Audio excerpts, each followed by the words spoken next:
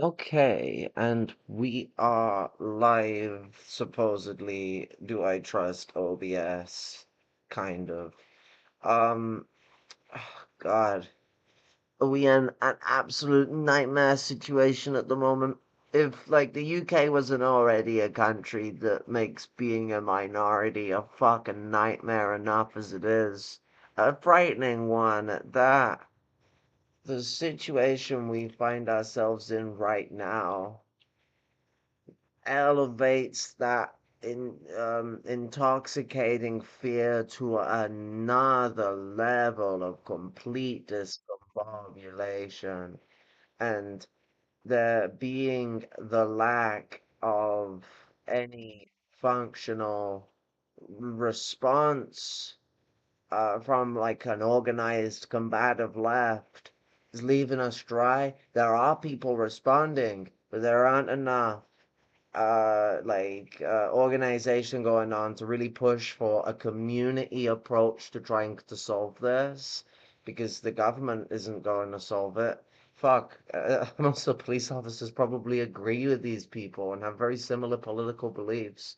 I mean, they'll do their job to fucking crackheads, but they'll do it lighter and they'll have more leeway and they will try and hold off. It's until you offend the constabulary and get to a point where you're too much for them that they will start cracking the heads of right wingers and putting them in their place.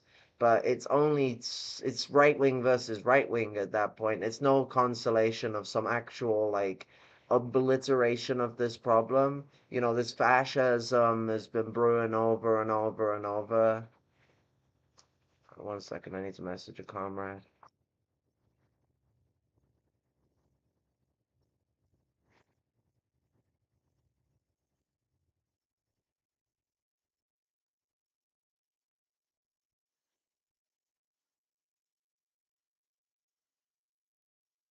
I was messaging a comrade.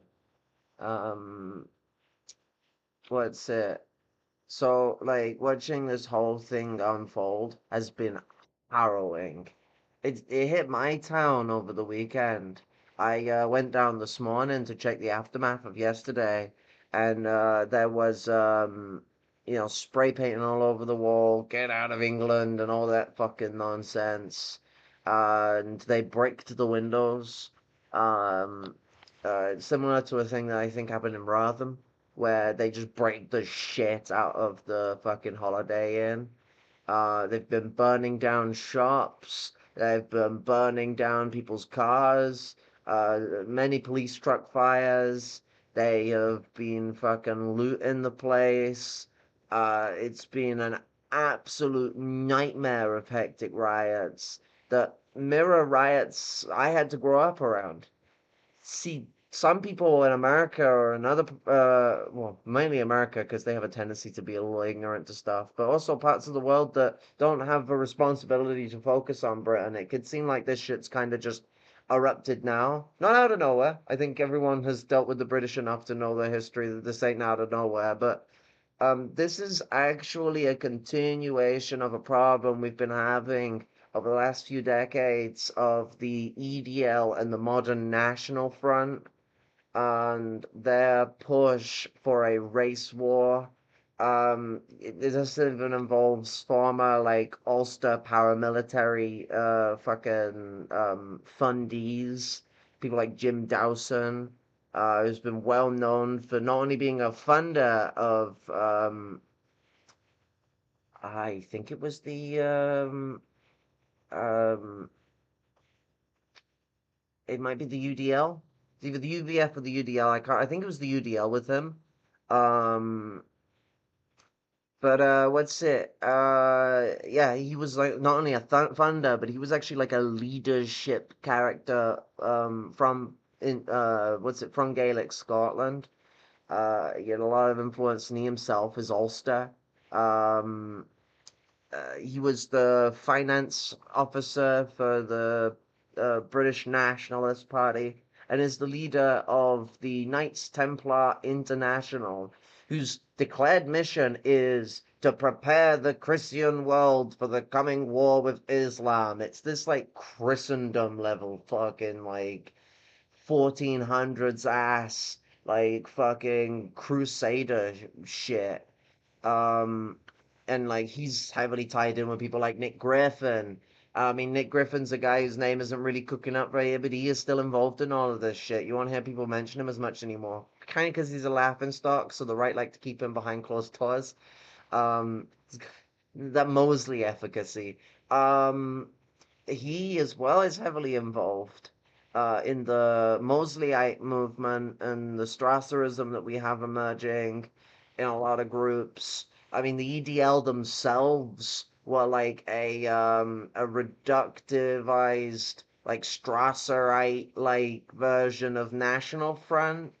They tried to like integrate some progressive policy into how they operated, like trying to invite LGBT people into the group and other stuff like that. I mean, these people are screaming about us all being fucking faggots now, but that's part of EDL history. That like veneer of like LGBT acceptance and stuff like that that was used to try and pull white supremacy, it like eventually just disintegrated as it was always going to. It was a catch to try and snare people in this need to defend the English, need to defend England, and all that fucking chauvinistic nonsense. And that was captivating people by storm in the 2010s. My town was caught with marches all the damn time from the fucking EDL. And what you would do is you were not able to go anywhere. You'd stay at home. You could maybe travel within the estate, within like the ends you live at. Ends is the British term for the hood for the Yankees. But like the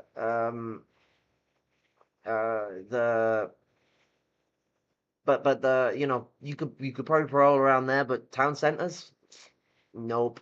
Like, because if you're a minority of any flavor, you are fucked. Like, the only advice you can be given unless there's some conglomerated actual functional counter protest that can put a stop to these motherfuckers, is to stay at home because this is the only place you're possibly safe.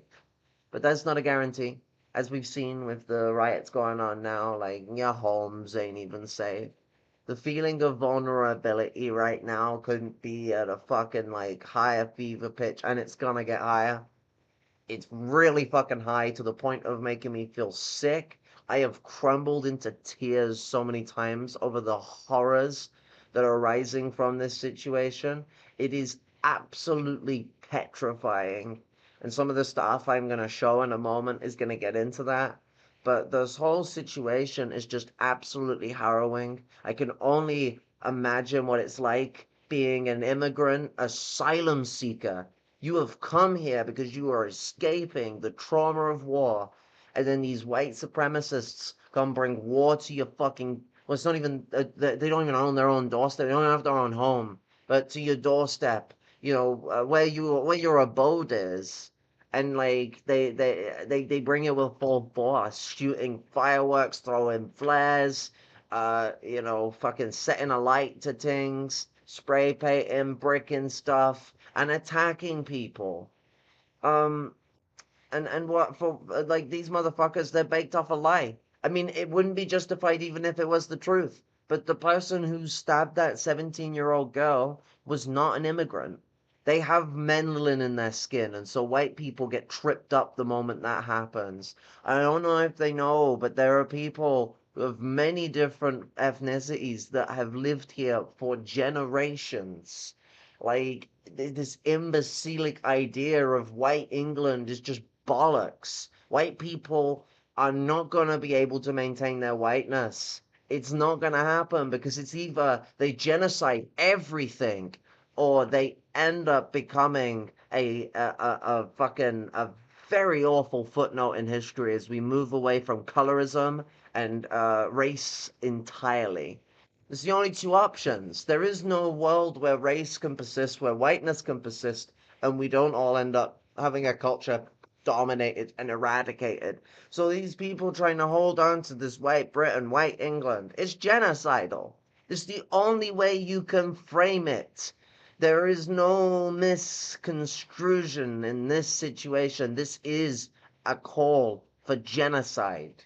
And it will not just stop at asylum seekers. They will target immigrants generally. They will target people of color. They will target oppressed and colonized ethnic groups. They will target LGBTQIA plus people, especially trans people, and on top of that, especially trans women.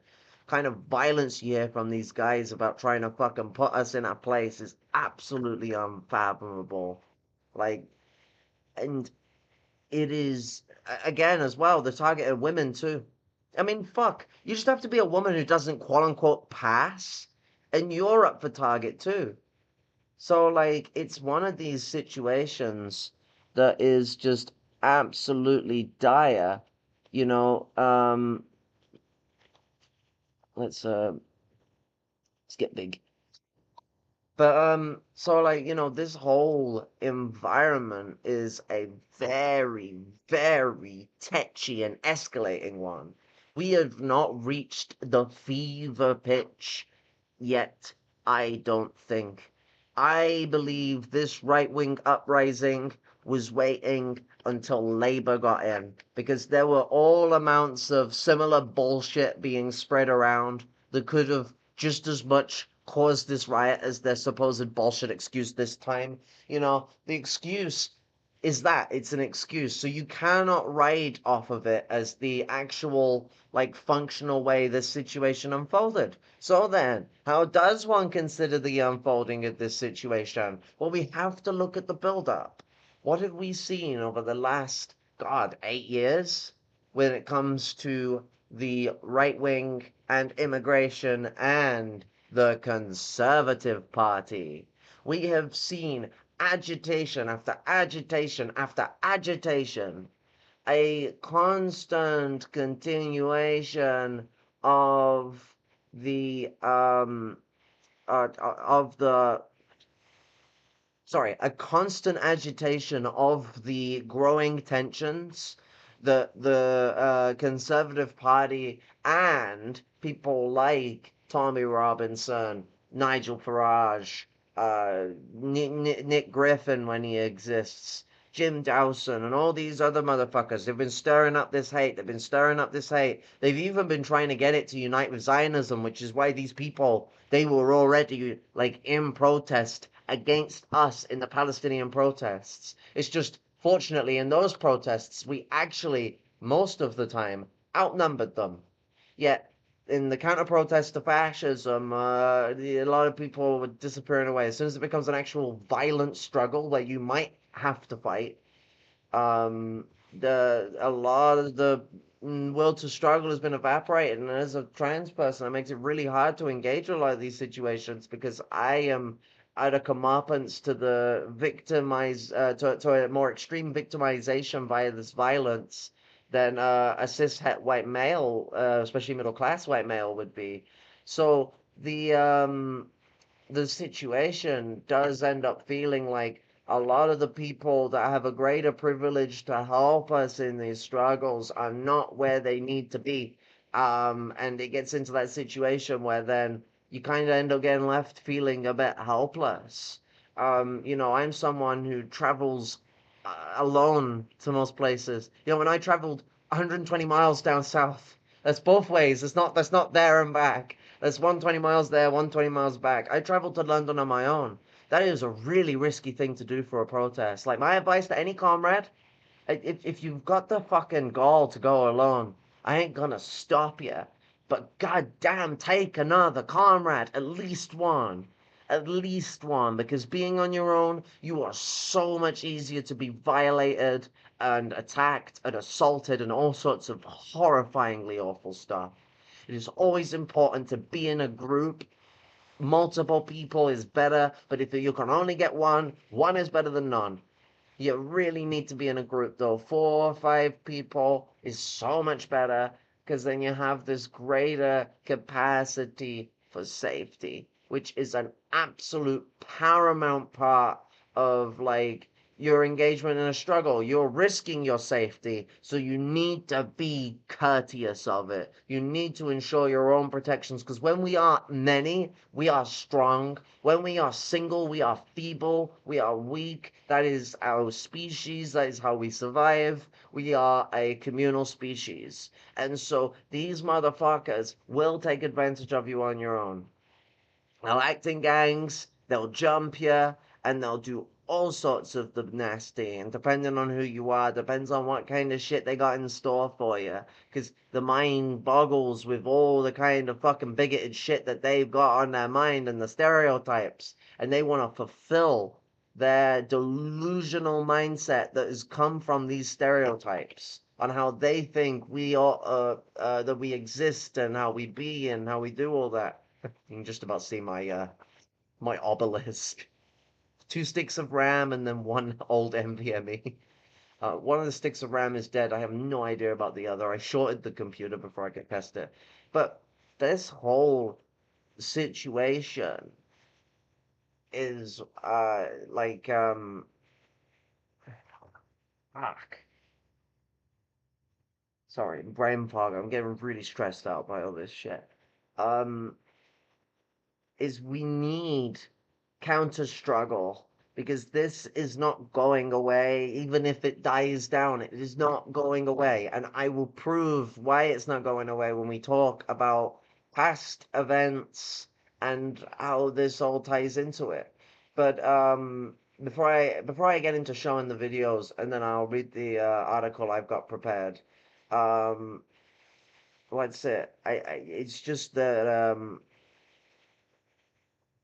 we really need to breach the barriers of ignorance in this regard because one of the things that have brewed this is that there is a lot of ignorance in Britain around issues like immigration, and like a lot of it can start off with someone who has no job or struggles to keep a job, or the job market they're in is saturated for, like, let's say for the people that are middle class and actually can hold like a full-time job, but the job market is still saturated. These people will hold the belief that they're getting told by the petty bourgeoisie that the immigrants are stealing their jobs. That's what they're being told, and it starts off like that. Now, some of these people might not necessarily believe they're being racist. They might actually believe that they're just saying, well, there's not much jobs around, and that, they're coming over here, and therefore then they're making the jobs less available. This is an argument that has appeared in capitalist society from white people several times in time, and it gets very, very racist very quickly. Because of two things. A, the influence of white supremacy. This is just like a very easy set of stairs to fall down once you get caught on this kind of thing. And so you end up in a situation where people end up doubling, tripling, quadrupling down. You get situations like the mass lynchings that occurred after the end of slavery in the North. Well, not the end of slavery in the North. I mean the end of slavery in the South, but in the North, there was lynchings of black people that were fleeing the South, looking for opportunities in the North that was supposed to be less racist. And it all started on that same axiom: immigrants are stealing our jobs. So you have the white supremacy and how that boils up. You also have a problem where like people aren't engaging with people that are otherwise more innocently ignorant, where they don't quite have this malicious intent behind themselves, at least not yet. And so like people will default. They hear someone go, immigrants are stealing jobs, and their quick snap is to call that person a racist. And like, fuck, the thing they're saying does come from racism. It is racism. They don't know that. Like, and they probably don't think that's that. And it's not like it's explicit racism. I'm like, there's a little difference when someone is being like quite explicitly racist to someone saying something that has been an axiom just generally pushed and relies on a kind of doublethink mindset to actuate itself into reality. You have to try and challenge these ideas, then see what kind of thing comes out of the surface, whether you get the first type, the malicious ignorance, the might makes right mindset and how that drives ignorance and the need to protect one's reactionary ideal set of mindset, the petty bourgeois ideology that permeates in this kind of framework. And then you have the non-malicious ignorant people who don't know any better. And like what ends up happening is because there isn't this active push from Marxists in this country, at least, well, I mean, there are Marxists doing it, but not in an effective enough way to educate people and meet people where they're at and have these hard conversations with people. Groups like the EDL just suck them up. They just suck them up, and eventually, no matter how innocently ignorant that person was, that's gone out the window now. They'll be pushed into militancy. They'll be pushed into aggressive, malicious ignorance, and they'll further drive down the fascist pipeline. This is a really, really, really big concurrent problem because people focus on the first part and they'll acknowledge how the first, the malicious ignorance turn innocent ignorance into maliciousness, but they never actually acknowledge that there is an innocent ignorance that can be targeted and dealt with. I've argued with 80-year-old minors over like this kind of shit, and I remember slamming one guy. He's 86 years old at the time. I think this was first year coronavirus, so he's probably 90 now. And he started mentioning it when we were talking about how the state of this country is, and I got him to like I went on him a bit of a ton of bricks. I knew him well enough that I could do that. You got to gauge people with how you can actually like deal with the problem.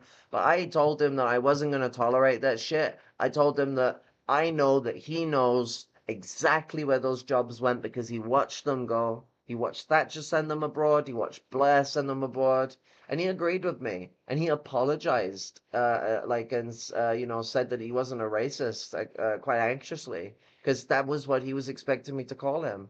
He was expecting me having a problem with the line of logic that he was having for him to be a racist. But because of the way he responded to me, I wouldn't consider him a racist. I consider him someone who was ignorantly drawn into wrong ideas. Um, it's racism without racists again that also exists. Not and that breeds into racists as well. It's this flow and function of the way society operates and the way a lot of these things are envisioned through systemic oppressions and how people relate to those systemic oppressions and misinterpretations that occur from people who don't go through those systemic oppressions or are like gatekeeping the relationship to systemic oppressions that they share with immigrants and colonized people. This miner, he's from a fucking coal mine. You're gonna find a worker from a goddamn fucking 60s that is like fucking shoulder to shoulder and in a common experience with immigrant workers over here and like fucking the lower proletariat, which is predominantly immigrant workers in this country. Yeah, it's gonna be fucking miners. Why? A lot of those miners are immigrants. You go look at the miners back in the day. So many of them were immigrants. And if it wasn't like fucking immigrants, it was just like slavery in Cymru. You should really look at the mining practices inside Cymru. Um, Absolute fucking nightmare hell. And so, like, we do need to also be considering the failure to challenge these ideas and how the EDL, National Front, whatever remains of the BNP and the fucking Knights Templar International shenanigans, Jim Dowson and all those wankers, and how and Reform UK and how they're taking advantage of this situation that has been brewed up for ages, mostly by themselves. Nigel Farage has been brewing up this hatred since he became an MP, well, an EMP. He was the European Member of Parliament for the UK. Fucking, you see the kind of display the UK has for all the sense of the sensibility, the liberal sensibility that the UK tries to push. The way it represented itself in the EU Parliament was through a conservative. The way it represented itself on the global stage is through conservatism. The way it represents itself internally is through conservatism. When King Charles III was ascended to the throne, the language defaulted to the actual legal language. They go on about citizenship this, citizen that. I am not a citizen. I am a subject. That's the law of this land. And when they knighted Charles, they were reminding us all of it. They don't normally like to shove it in our face so heavy, but they called us all his subjects enough times. And that actually improved his approval rating. I mean, I don't mean that directly, but I mean the whole coronation. It improved his approval rating. He went from 30% back all the way up to 80%, which is about the same place the Queen was at. Queen was at about like 86 or 90 something percent. Really, really high approval rating. You find me a US president with the approval rating of Queen Elizabeth II, and I'll give you, I can't say anything big because I'm poor, so I'll give you $5. But it'll be like a voucher for like shops you don't ever shop at, just to be funny about it. So I need a list of the shops you do shop at, for when I get the voucher, just to make it easier for me. Thank you. But jokes aside, um, this is a really big problem with this situation of the relationship to like what a society is and how it operates and how that is a breeding point of fascism. The article I'm going to get into gets into the fact that there's a really big problem with the way this is angled.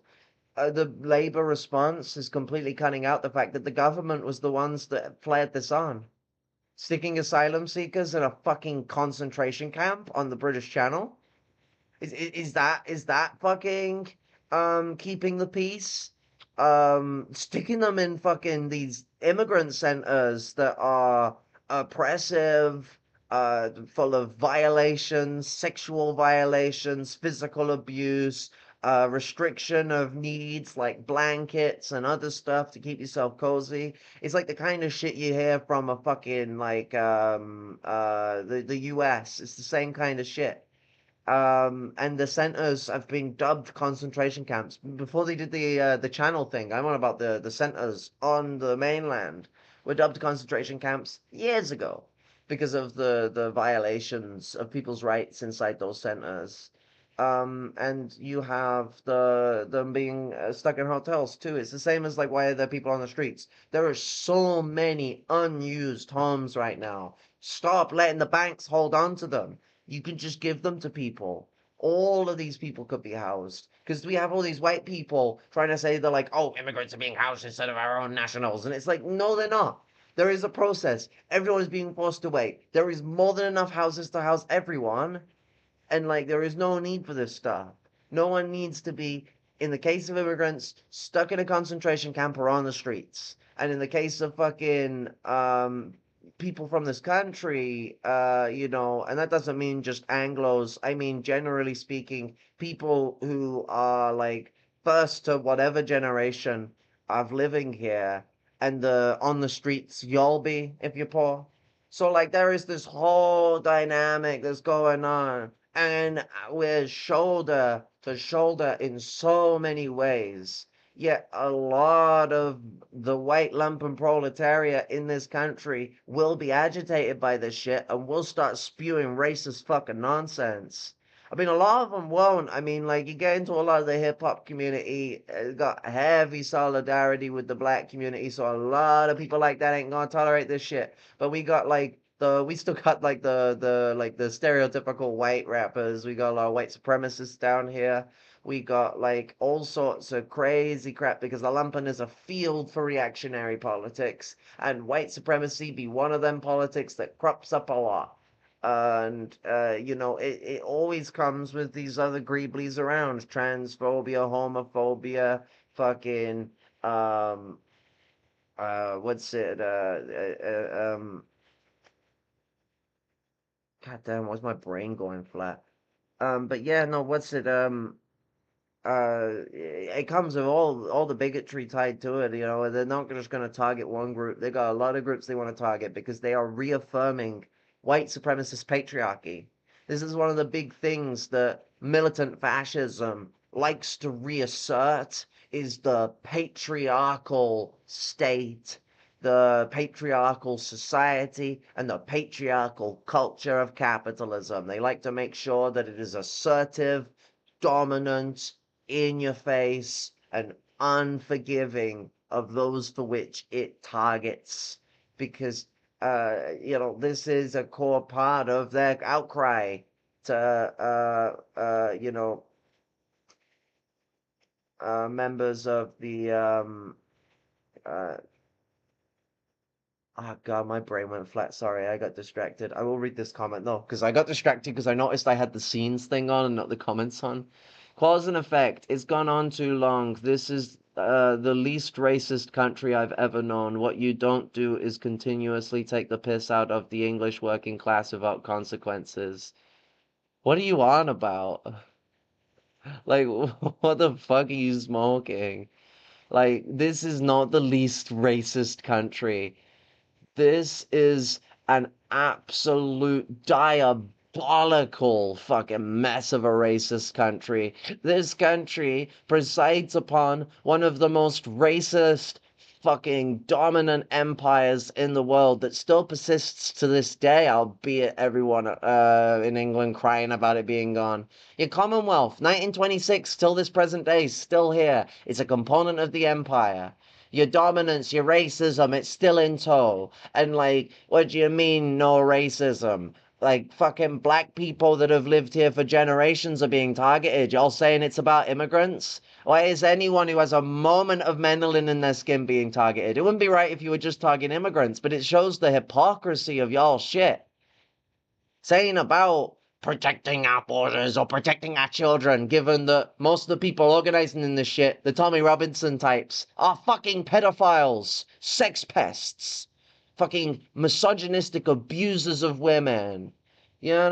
These people talk all this fucking game, and then they're gonna go back home and kick the shit out of their wife anyway. We saw all this shit with all the stuff that came out from Tommy Robinson and all the abusive shit that was going on with him and his spouse. We saw all this shit with fucking, the fucking 2011 riots. This is nothing new.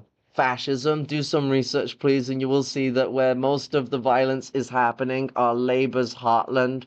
Most of the protesters are lifelong Labour voters, not Tory or Reform. I didn't say they were Tory voters. I said they were enticed by the Tory policies and the Tories' aggression towards immigrants. Labour is no fucking like angel in this. I actually slapped Labour earlier for Labour's lack of acknowledgement of them, the government's cause for this. They are just as much a cause for this as the Tories are. Labour has been pretty hard on immigration too. It's not about who they fucking vote for. It's about what their positions are. Oswald Mosley was a member of the Labour Party. Do you know what organization he went to form? The British Union of Fascists. I wonder if that has anything to do with fascism. But he was a member of Labour, so, Labour's heartland. Birmingham, Labour's heartland. So, obviously, Oswald Mosley couldn't be a fascist, could he? You see how bullshit this kind of fucking argument is? Like, you live in some sort of, like, fucking hold up fucking, like, nonsensical understanding of the framework of things if you think that's the way things work. It's about 40 plus years of government neglect, privatization of the local industries that were sold out to intellectual corp. No, it is not. That is not what the protests have been talking about. Have you been watching? They have been attacking hotels with immigrants in them. They have not been attacking corporations. What corporation has been burnt to the ground by these fuckers? Because they've burnt shops to the ground, local shops, ran by fucking people, that are the smaller business that they say are getting the shit kicked out of them. No, no, that is not what's happened. What we have seen is a targeting of racial minorities. That does not help the North. Do not use the North's oppression by the South as an excuse to be fucking racist. That is bullshit. Because it's not targeting the Southern British. You're not targeting the corporations. Give me the list of the corporations they've attacked. The corporate businessmen that they've attacked. Are they going to their homes? Why are they going to immigrant fucking places? Why are they going to hotels housing immigrants? Why are they attacking immigrant centers? Why are they attacking shops owned by immigrants? You motherfucker coming in, bringing your game, go on. Like, give me some fucking information. You got nothing. Because that ain't what it is. Targa Steel. Okay. And this is the right-wing protest. So you talking about the same thing, right? Target Steel hasn't actually been fucking targeted anyway, but go for it. Actually provide some argument. Also, one corporation, how many fucking hotels have been targeted? How many cities have had EDL protests? Oh, this has nothing to do with fascism, but EDL, an organization dominated by National Front, an open fascist organization, is running these protests, these riots. Motherfucker. Will not tolerate it.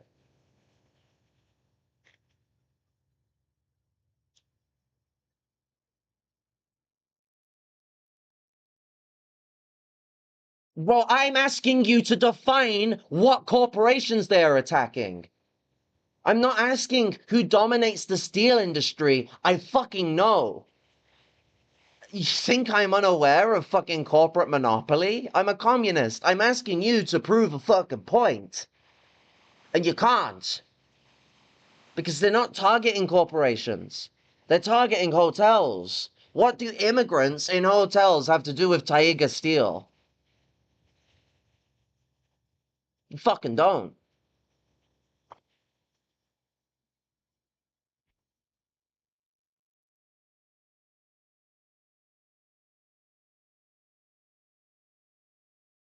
Motherfucker.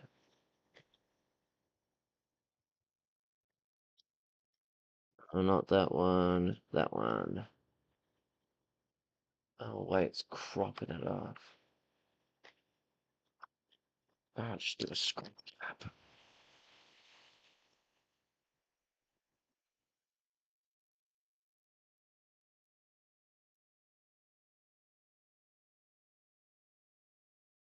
That's not an argument. They're not attacking them because Holiday Inn has monopolized the holiday hotel industry. They're attacking them because immigrants are in them. I'm asking you what corporations have been targeted for destroying people's lives, exporting people's jobs, and dominating and monopolizing these industries that affect workers. Not whether they're targeting a hotel that might also be corporate. All big companies are corporate. What I'm asking you is what your supposed counter to this is. Because no, targeting these hotels has nothing to do with targeting corporations. They're not targeting the hotel because they're trying to stop the corporations. They're targeting the hotels because they're attacking migrants. It's been all in their language. Why are they spray painting on the side of the hotels? Go, leave England. I can go pick up a fucking picture of it, you know? So I did my own reconnaissance.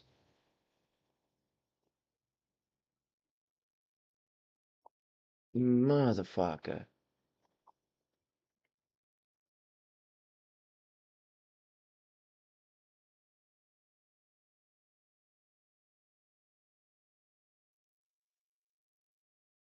God.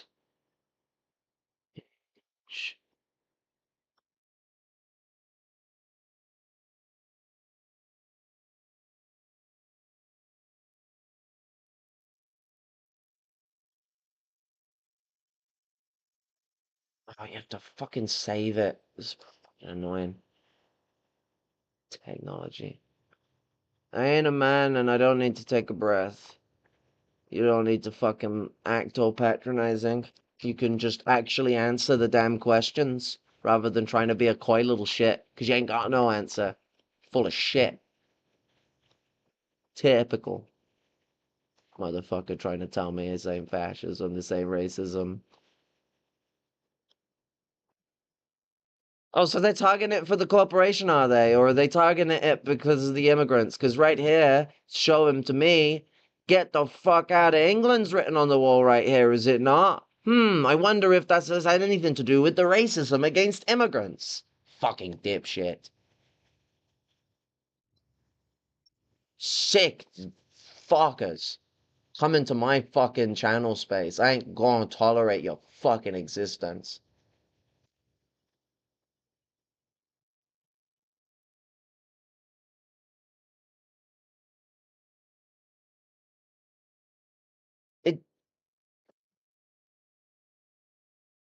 I don't care what tokenization you can go on about. Supporting these racist struggles doesn't make you, being labor or being from a working class background, don't make you fucking some hero of the day in that regard. No, what's it? Labor has been known for great racism. Like I said, Oswald Mosley comes straight from Labor. We can talk about Clement Attlee and his beheading of fucking the communists in Malaysia. Like, Labour is not left wing. They may have been left wing in the past, but Labour is a right wing party. They are neoliberal and right wing social democracy mixed into each other.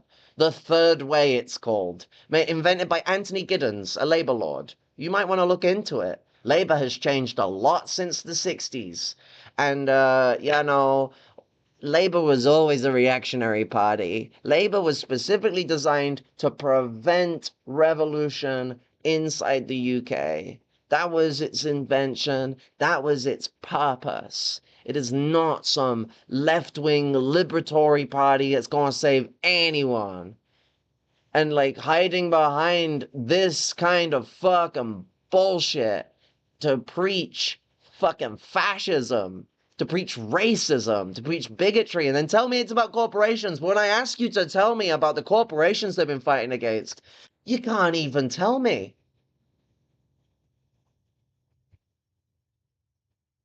No shit. Like, it is very clear that I'm a communist, like, I don't think that's an outlandish thing.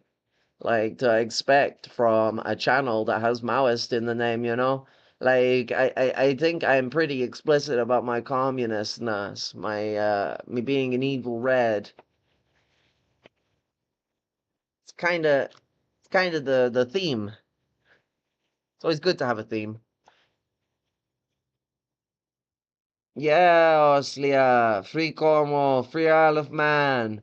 Fucking and the rest of the fucking Albion Isles too. Cymru, Scotland, the Isle of Wight, Ireland.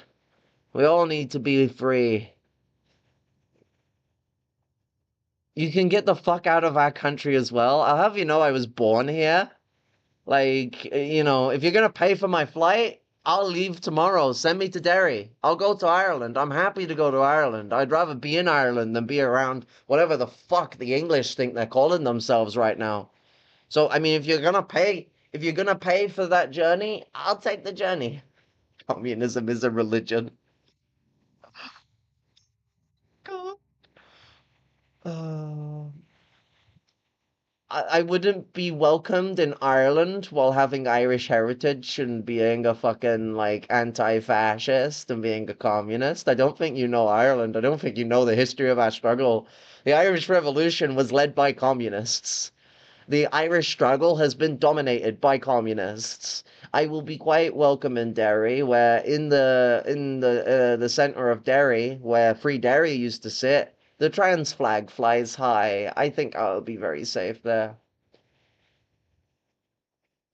You might have plenty of Irish family. There are Irish anti-communists. Turns out there are English anti-communists. Turns out there are also English communists. It's almost like there's a dynamic where there's multiple people that will emerge from these things because political ideas don't exist in a vacuum. And if someone is being influenced to think a certain way, multiple people are being influenced to think a certain way because we're all influenced by our environment. We're all influenced by the world around us. Limited ass mindset. That's what communism is.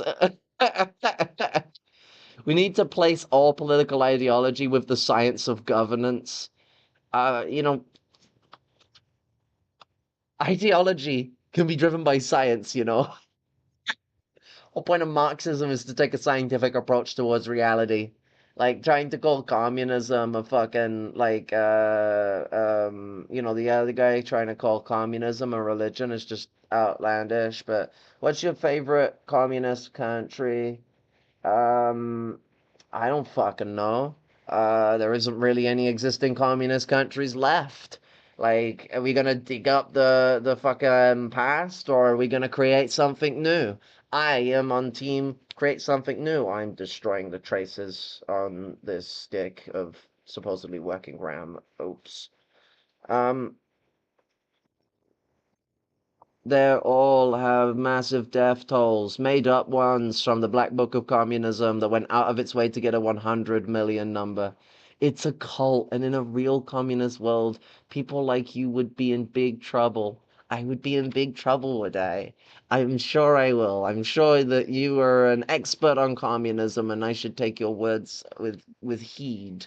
Um, Educational, I say, educational. Thank you so much for warning me of the troubles of communism. Time to emerge as a liberal. No, fuck off. Like, fucking right-wing jackass. Like, what do you think? I'm just gonna like all of a sudden question my political beliefs because a person who like has an ignorant conception of it is gonna tell me that I'm gonna be in big trouble for a society that none of us really know how it is. We can come up with ideas. Us Marxists have some pretty solid ones, but until they're put into practice, no one fucking knows. Brainwashed beta boy. Well, I'm not a boy. I ain't a beta, and I ain't brainwashed. Fucking goddamn. There you go, political beliefs. Welcome to reality. Why not just be a pragmatist? What's pragmatic is like as operating within just the lines of pragmatism without any actual grounding in history, in fucking culture, in the sciences is absolutely batshit. Because that's what pragmatism is. That's what a pragmatist is. A pragmatist just applies what is most pragmatic to any current thing that hits them, rather than Marxists, where we think about the actual confines of how history relates to the current and how we look at how culture persists, how its relation through history exists, the way material conditions relate to the way we're existing, and the relationship to production. So, this is fucking, like pragmatism is the one that is a more dogmatic belief that like insinuates the idea that one can just apply the most efficient, most fitting means to an issue without having to consider its confines. Therefore, communism is irrational. Being non-ideological is an ideology. Well said, Gengeros. Oh God. But I'm gonna end up arguing with these people all fucking night if I keep messing about with them. So I'm gonna fucking get on with showing the current horrors. If I learn how screen sharing works. Well, I know how it works. I'm just being a twat. Display capture. Oh, see, that's how cool people do it. Automatic. Secondary monitor. You're like a Christian defending the Bible. It's funny given that the movement I'm criticizing is like straight up full of Protestants. They're getting all angry about Islam existing. You're brainwashed, simple as that. I'm brainwashed. What, for pushing an ideology that wants people to be allowed to think like a free individual thinker, like understanding that collectivization in society is what allows people to do that? It's just because fascism's approach to collectivism, what y'all will probably enjoy, takes on that more, you shouldn't have the freedom and right to speak unless you're one of the special people who are allowed to speak. You have your place and you have to fit into it, and that's all you are. It's not an application of cadres based on what they develop into and what they want to build up to, and everyone having a free voice and an ability to speak for themselves. Fascism takes collectivism on a route of everyone must be completely locked down to the state in the most authoritarian and oppressive ways. You're gonna call us the brainwashed? Motherfucker.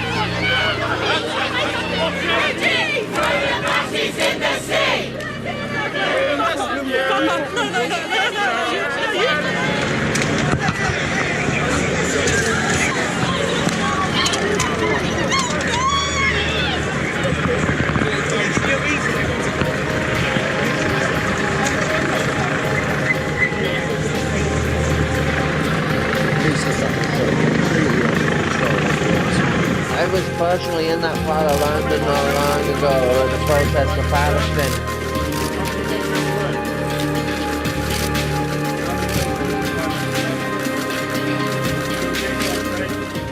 And so I've just held a meeting with senior police and law enforcement leaders where we've resolved to show who we are.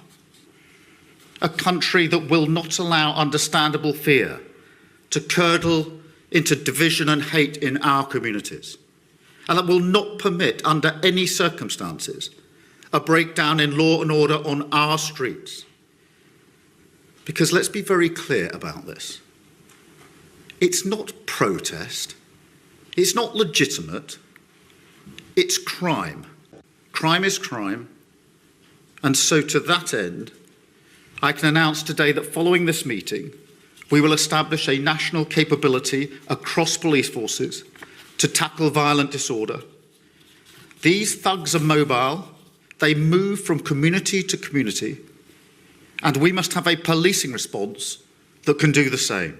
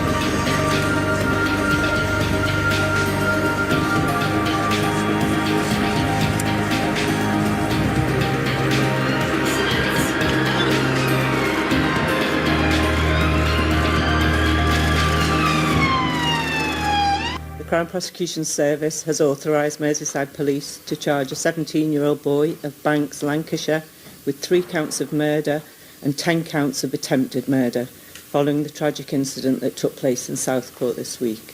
We remind all concerned that criminal proceedings against the defendant are active and that he has a right to a fair trial. It is extremely important that there should be no reporting, commentary or sharing of information online which could in any way prejudice these proceedings.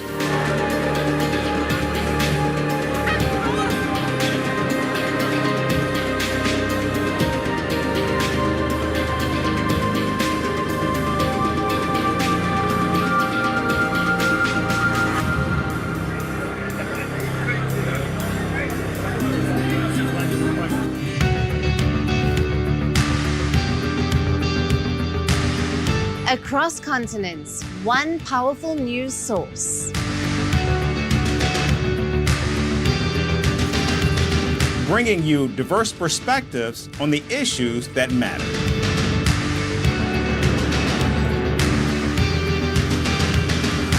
We go beyond the boundaries.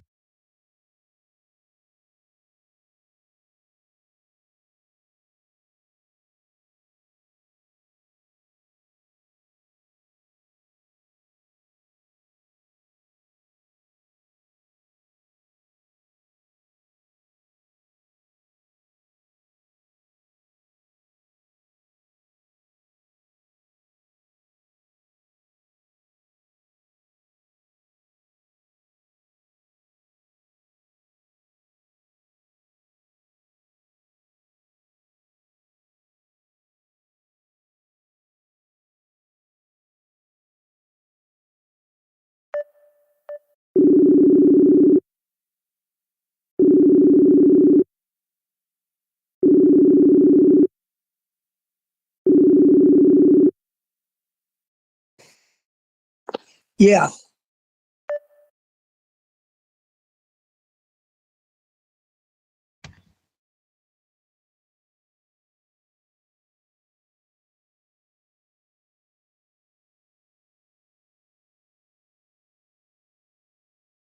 Hello?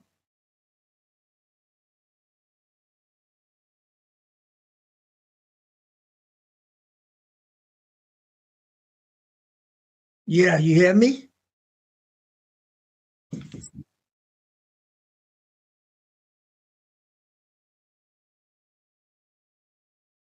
There we go. Oh, I was talking to like the chat and everything. Yeah, no, I've added a comrade in. This is Comrade Che. He's a absolute legendary comrade from the Young Lords. Guy basically made like fucking a massive chunk of the Young Lords like prison committees. That was the birth of the Young Lords, really. And so, like, you know, if anyone is to come talk on fascism, it's absolutely beautiful to have you here, comrade.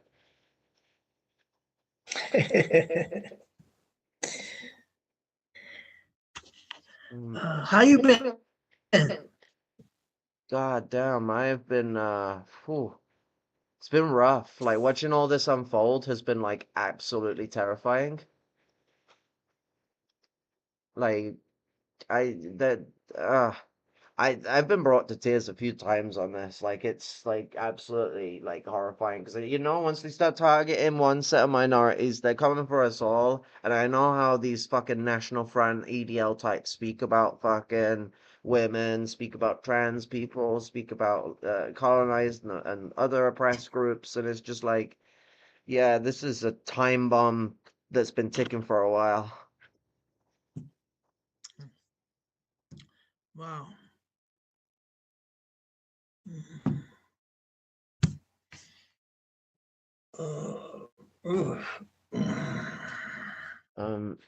That's it. We have this video now, which is the far right protests more violent than any other as UK braces for more riots. The situation in Southport has been very, very difficult. And okay, that did turn into a proper what we would call a riot, and we saw police vans set on fire, and you know homes and other public buildings damaged, particularly the mosque that was a particular target. Now that clearly was very, very tricky, and for Merseyside police that came upon them very quickly. They were dealing obviously with that large scale murder investigation, and that had obviously come upon them. The Times reports that police are preparing for more violent disorder this weekend. Far-right activists are apparently planning to hold weekend rallies in at least 8 towns and cities across the UK. Posts shared on Telegram, the messaging app, and other social media channels are seemingly calling for patriots to take action, saying enough is enough. The Prime Minister's announced the formation of a new national violent disorder programme. The intention is to increase cooperation between police forces to crack down on far-right gatherings. Here's what Sir Keir Starmer had to say. Well, let's speak now to Donna Jones, Chair of the Association of Police and Crime Commissioners. She's the Commissioner for Hampshire and the Isle of Wight. Donna, good morning. Morning. It might be quite notable to people that Starmer's announcement seems to centre on the sharing of intelligence and certainly the increased use of facial recognition technology. Don't police forces share intelligence already? Yes, we do, absolutely. And as you say, this violent disorder unit or violent disorder program, as I've also, the same as you heard it described, is very much focused, as you've said, on the sharing of intelligence, which does already happen across police forces. And we have 9 regional organised crime units across the country, which each ROCU, as their abbreviation is, will cover 3 or 4 police forces within it.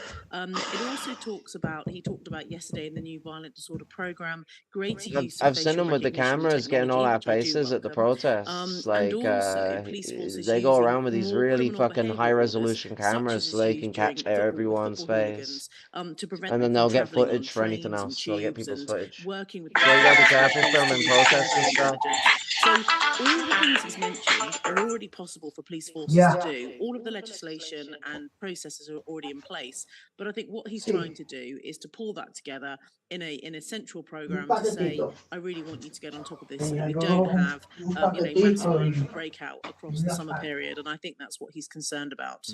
To what extent does that concern and do these announcements even allude to the idea, the perception perhaps, that the policing of events this week was not adequate?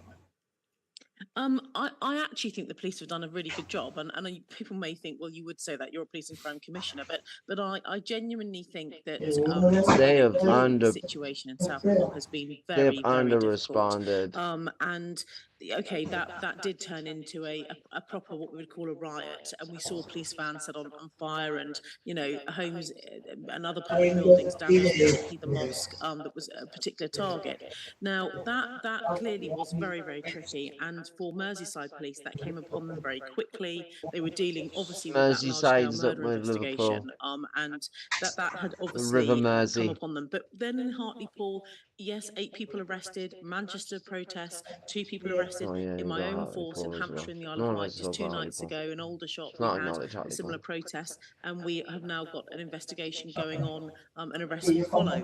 So, and of course, London, 100 people arrested in London. So, at each time there's been one of these protests, people have been arrested, action has been taken. So, actually, I think the police have stood up quickly, responded to this well, and I think this is more about prevention of what Keir Starmer thinks may be coming over the summer in the reaction to 3 children tragically losing their They're right lives though. in Something just the big is most coming for the summer. tragic way. People It's really just need to it's prepare. horrific. It is Like, traumatizing in so this many is the ways. I start. just I wonder went then through this what you once say there, Donna, before. about the kind This of is my police first time response this this shit's week, happened, and and it indeed did this not go away in a idea matter of of a month. trying to prevent further disruption.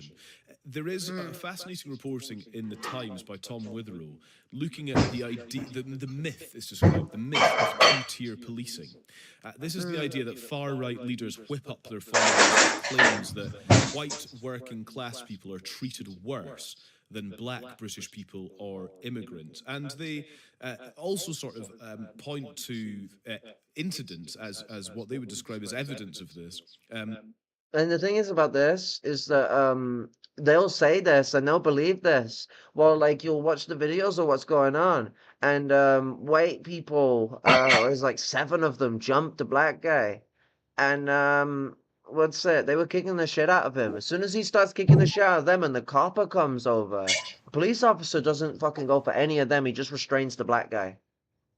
Like, that's like Britain has the same kind of racism in its policing that America does. It's just not as intense because it's not a settler colony, so it's harder for people to see it. One of the most common ways for black people to be killed by the police is the exact same way George Floyd died. The fucking knee on the back of your spine, cutting off the nerves that are important for your lungs to work. And cause your heart to fucking fail.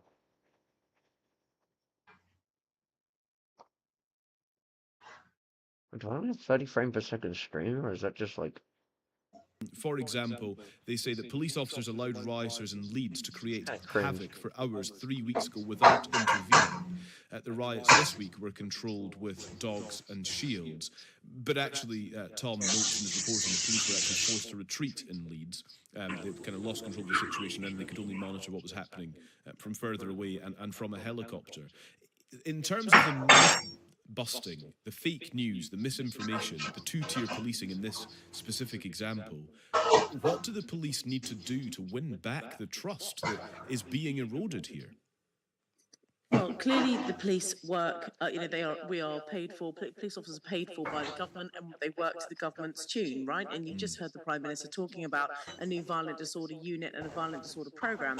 Now, there are some on the far right, and there are also those that are actually not on the far right. They wouldn't describe themselves as being on the far right, but would refer to themselves as people who, in their mind, are sticking up for British values, are standing up for our country. I mean, I've spoken to people who've been involved in some of these protests British who said to me, values, look, what? I don't Fucking consider myself to be plunder, rape, extreme, and but what I do pillage. want is for less crime on our streets. I want, certain I think I values. got I those want in the wrong integration. order, I but want, however the imperialists fucking communities to be arranged coming that together, shit. community cohesion.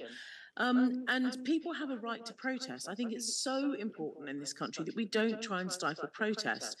In terms of the two-tier policing, obviously we've seen a massive growth in the far left protesting over the last 4 or 5 years. Some of it led to AI climate noise change and reduction is other not things. working. And of course, what happened with George Floyd in America, and then the huge growth in Black Lives Matter across the country as well. The difference being is that one protest can be incredibly disruptive, closing motorways and spraying orange paint over screens in airports, as we saw last week. And then the other type can sometimes become much more direct, as in rioting and can become more violent. And I think that's why the police clearly have an approach that they take when they are trying to crowd control in large scale protests and or if it gets to a riot.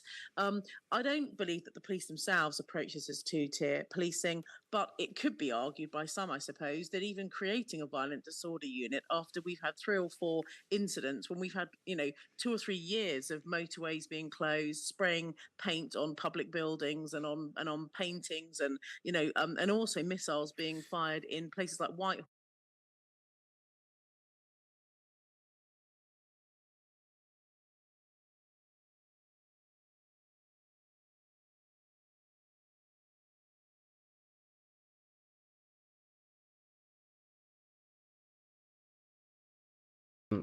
I was muted.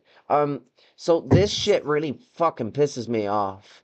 So like the whole bullshit that they do where they say, oh, like they've been closing motorways, they've been causing disruption, all this has been going on, and even missiles were fired in places like Whitehall. There was fireworks fired in the air, not at people like the right wingers have been doing, setting fire to dogs, firing fireworks at them and stuff in the air as a loud thing that grabs everyone's attention, like a protest is meant to be disruptive. I mean, sometimes they can divulge into riots, but when we riot for our rights, the miners, when they were striking, they were running us over with horses. So this whole, like, oh, we take a crowd control approach and all that, and you might be like, yeah, you could think that we're doing two-tier policing by making a violent division squad. But we've had like all these protests over the last 2 years, and like even they've been getting a bit too disruptive. And so, like, they're just trying to like justify its existence as a subsidiary, as not just a two-tier response to this, and a development that's come from just the nature of protesting in general. It's making this equalization to damn the Palestinian protesters, and the bullshit logic it follows um rides on this fucking like again, this framework where if it was working class people organizing for workers' rights and trying to bring progressive policies in and actually trying to fight for their fucking their interests, like the miners did when they were fighting for their wages, they run over us with horses. It's fucking awfully torturous thing to do to a person. You're dead if you're not mangled and crippled for the rest of your life. Um, they terrorize us, they beat the shit out of us. But now they're crowd controlling, they're keeping the peace.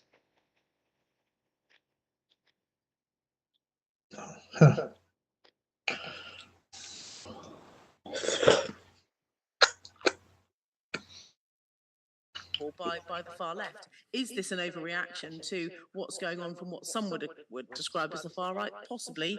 Who knows? Donna, very helpful to speak to you. Thank you very much. Thanks for taking part this morning. That's Donna Jones, who is chair of the Not even Association going to of Police push and back Crime on that Commissioners. That is equation the of the Police and far Crime left Commissioner and for the Hampshire far and the Isle right. of Wight. What A a couple of your texts. This person what a doesn't leave. chicken drumstick of a guy. He needs to make sure he can't lose his police contact for his interviews. Absolute drumstick. I get so annoyed. America is even worse than we are for it. You know the bullshit that they do where they don't ever criticize no one?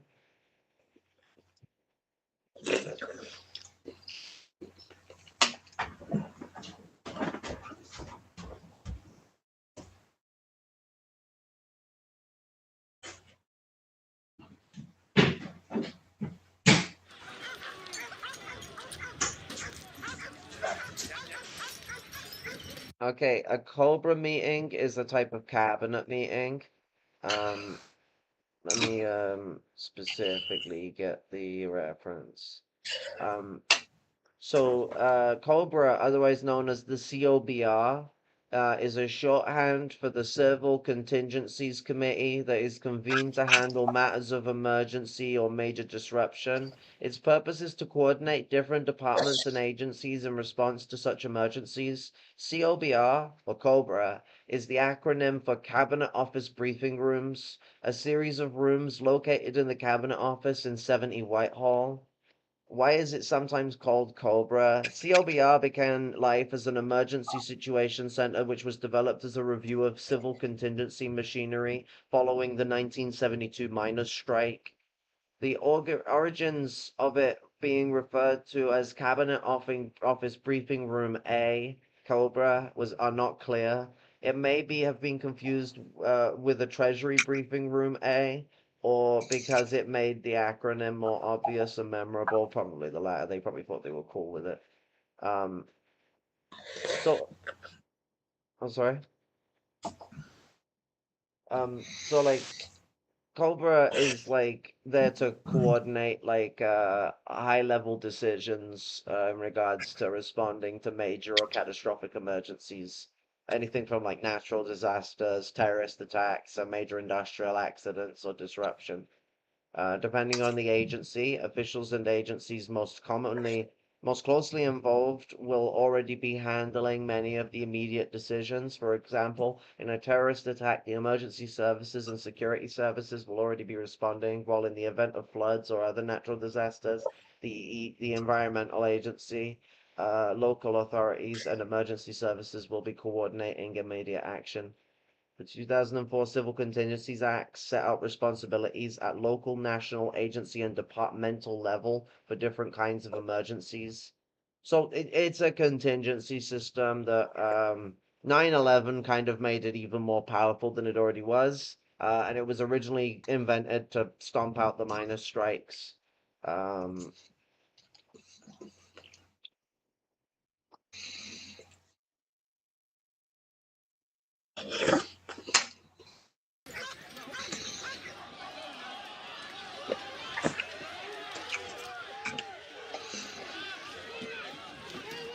There are a number of actions that came out of the meeting. The first is we will have a standing army of specialist officers, public duty officers, so that we'll have enough officers to deal with this where we need them.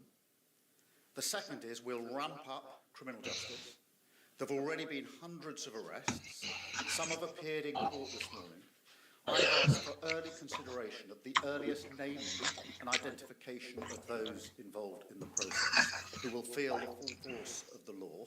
And thirdly, I've been absolutely this clear guy that comes from a criminal law legal applies background. online as well as offline, and I'm assured that that's the approach that is being taken. Whatever the apparent motivation, this is not protest. It is pure violence, and we will not tolerate attacks on mosques or our Muslim communities. So the full force of the law will be visited on all those who are identified as having taken part in these activities.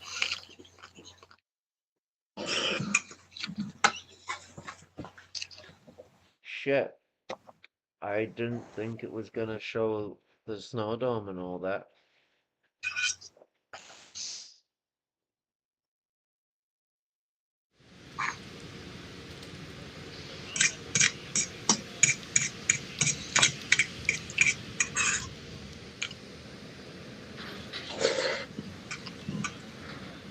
Fine.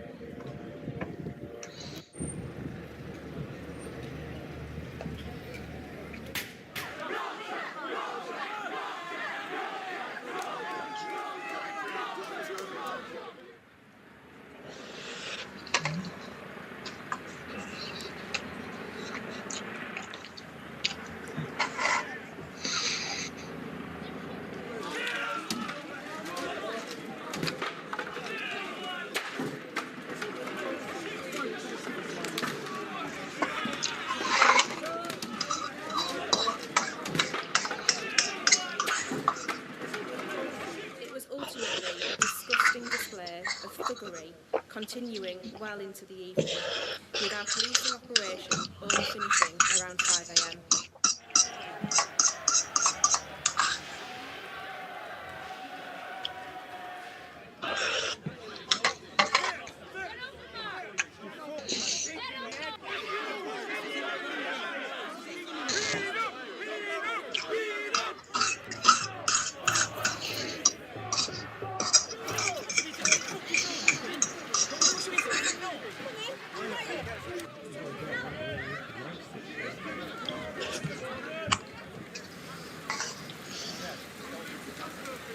In 13 years. I wonder why they might be mentioning 13 years.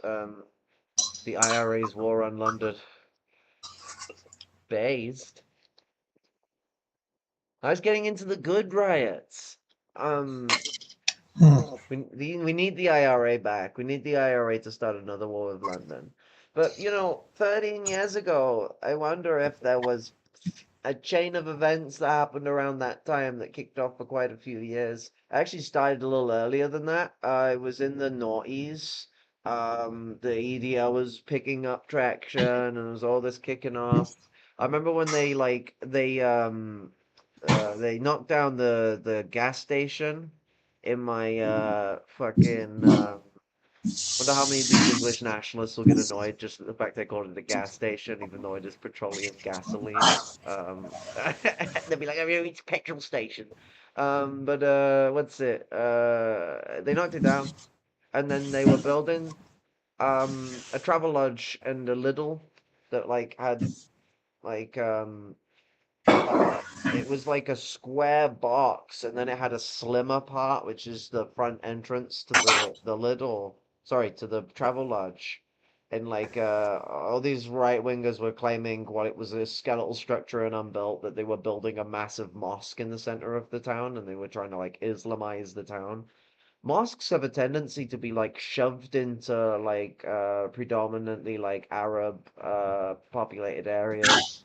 Um, I mean, it can genuinely be a mix of different peoples because like the British have seemingly invented an ethnicity called Muslim and then segregate them as much as possible.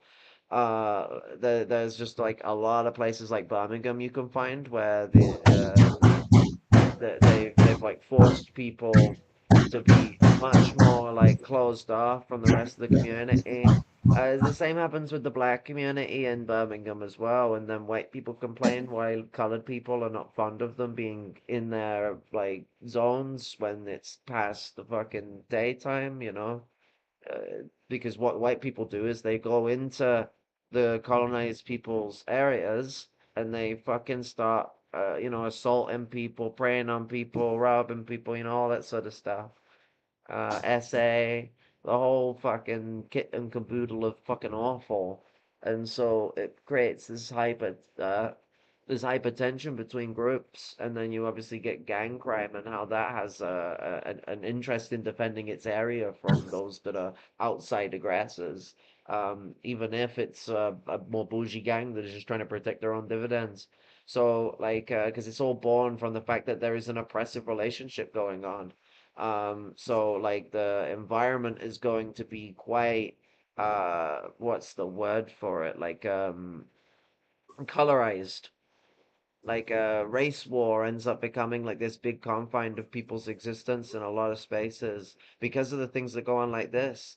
And Tommy Robinson was a guy who basically spearheaded a lot of these attacks on Muslim communities.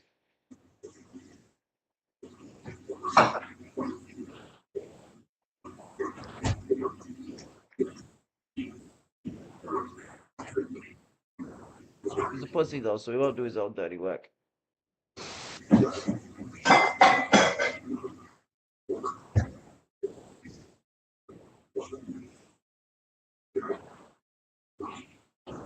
But we gotta really consider that this is like a chain of problems that just haven't gone away.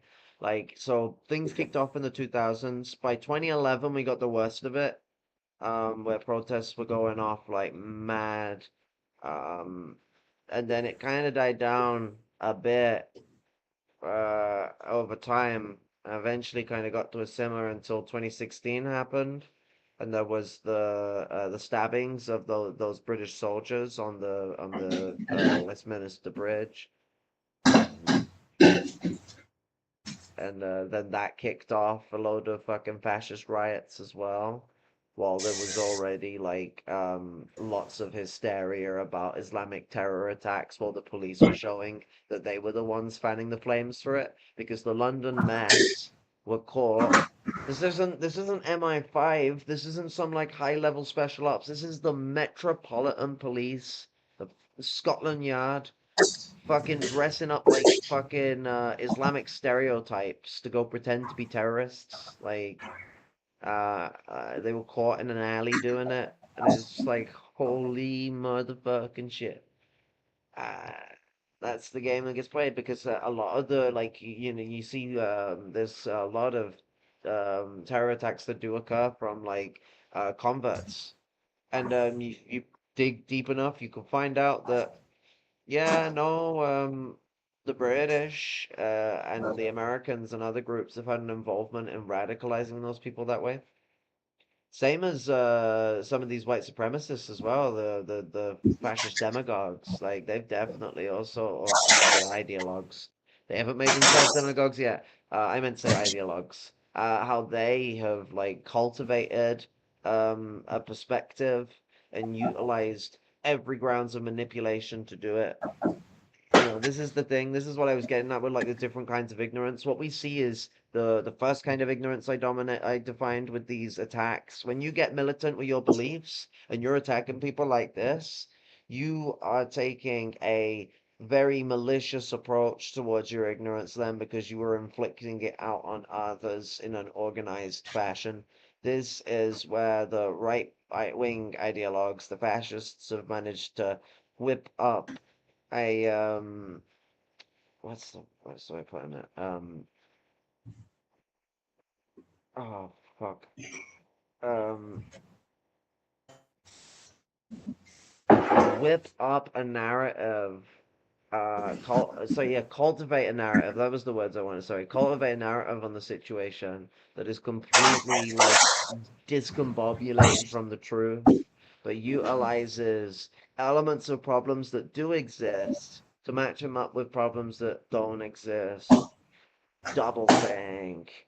And, let's say that's where you get them going on about the corporations and stuff. Like, it's a no shit Sherlock. Everyone knows the corporations fucking suck.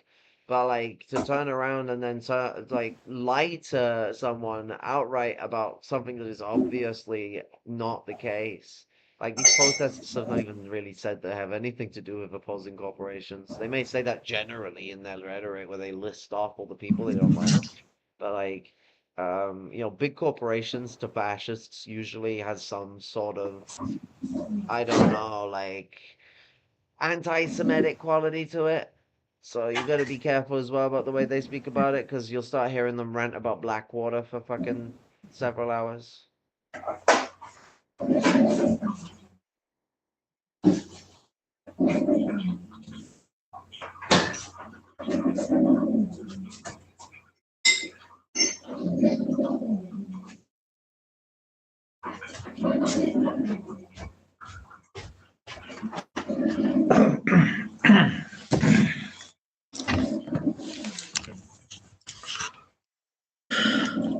Where we at? We're just talking about like the way fascists kind of twist up reality using Finkel's of the truth to kind of push this doublethink shit, where they'll take something like, like our corporations are the fucking bastards, and then you like relate that to, they'll start relating that to like, corporations incorporating immigrants and causing immigrants to be a problem, and they're hiring all the immigrants, and they'll try and make that point of comparison to do that doublethink. Yeah.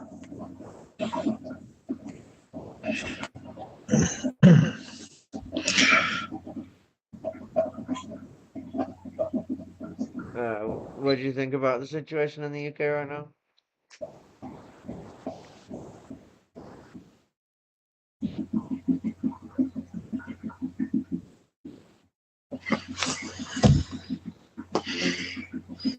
Yeah, comrade.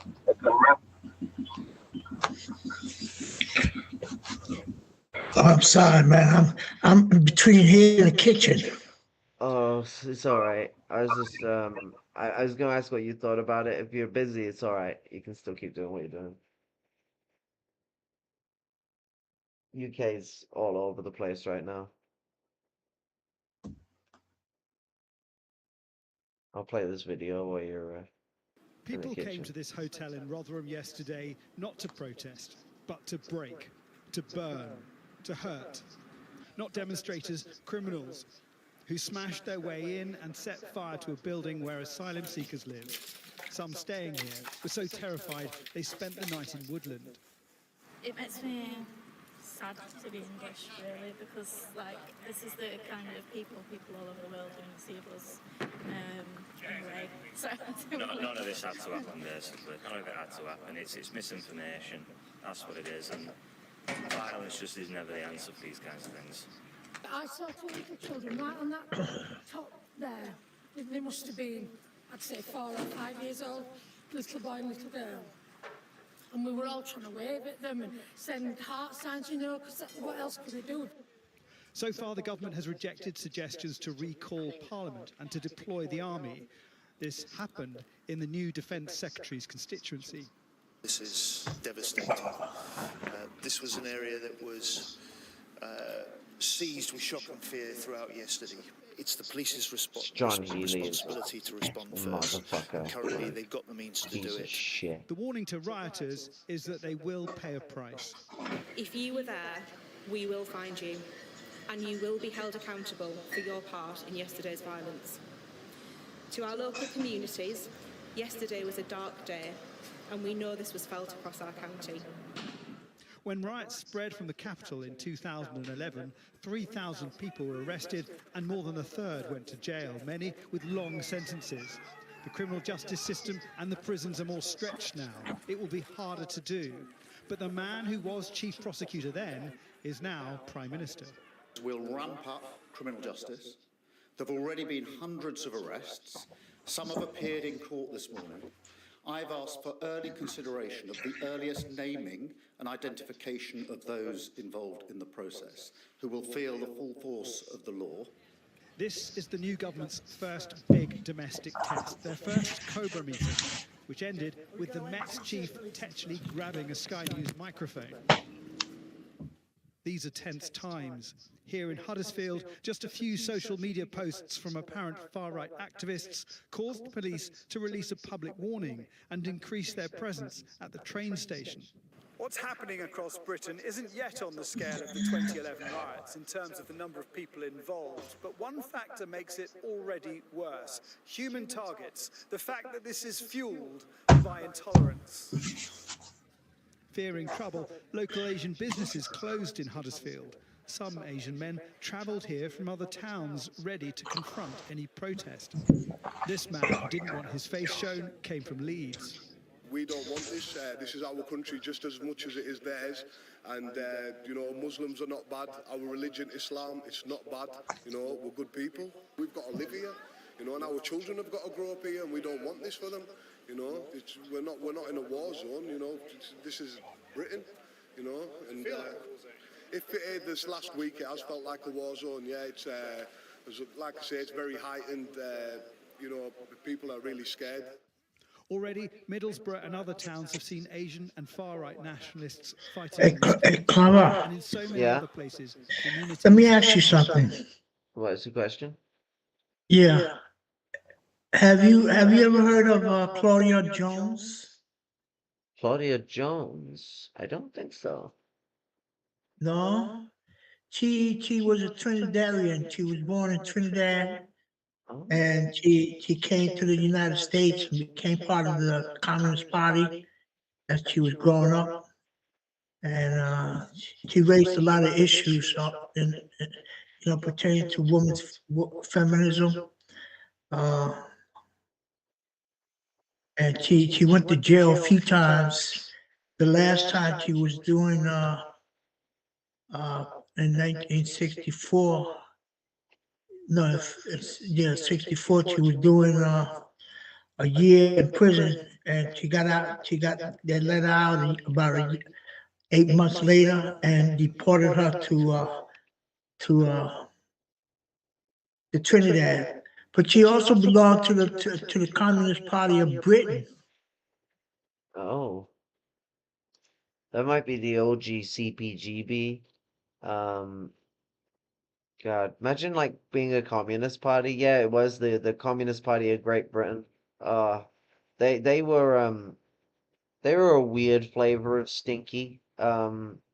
And they had some highlights in the 20s and some of the 30s, but like the British road to socialism was like a really big point of like revisionism for the CPGB. But it had Stalin's blessing, so everyone has to like it. Yeah, I need to look into this, Lassie. I'm looking at a few pages on her, and yeah, no, she's absolutely amazing. I was reading this book on her, uh, and she struck me like she was into a lot of stuff, man, pertaining to black to. Well, she was a black woman, pertaining to black people in the United States.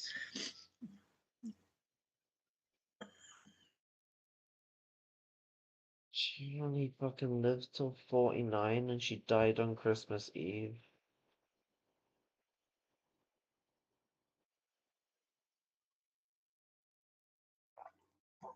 Damn. You always find some of the most fiery revolutionaries are people who lived like less than 50 years. God, like, oh, it was a really, really good example. George Jackson is a fucking easy one to go for. But there was like a specific communist I had in mind, and it just like completely fled it. I mean, Fred Hampton's another good example. Yeah, that motherfucker was like really young, even by the standards of this scale.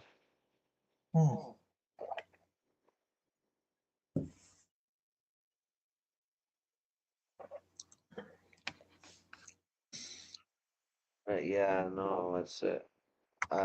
Yeah, I need to What learn you about think of this. Angela Davis?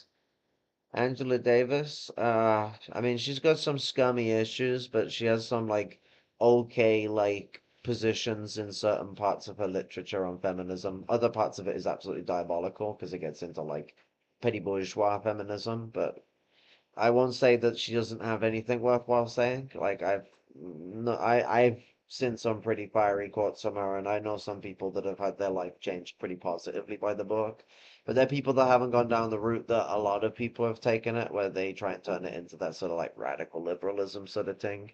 Oh, and she's a fiery speaker as well. Girl's got voice in a very fucking beautiful way.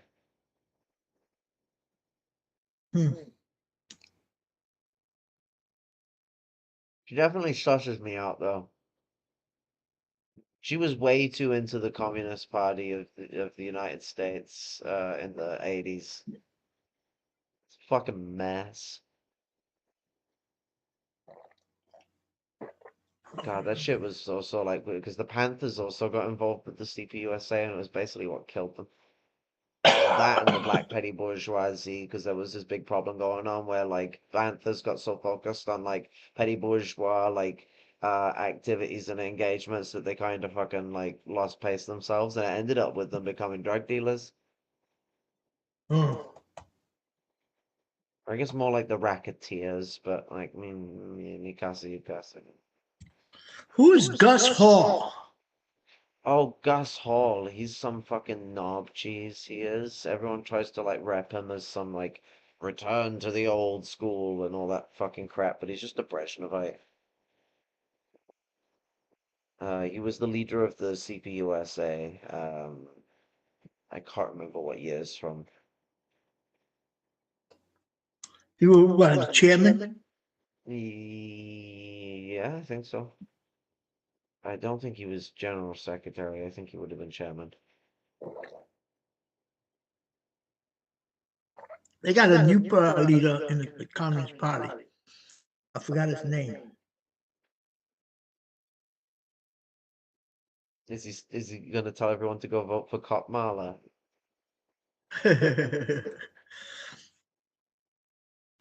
Kamala's, I see her in commercials now, man. She's acting for money. God damn, like, can't Uncle Biden give us some money? Uncle Biden didn't give a shit, man. She's asking for some money. This is why you got, Apparently, like, can't trust your white uncles.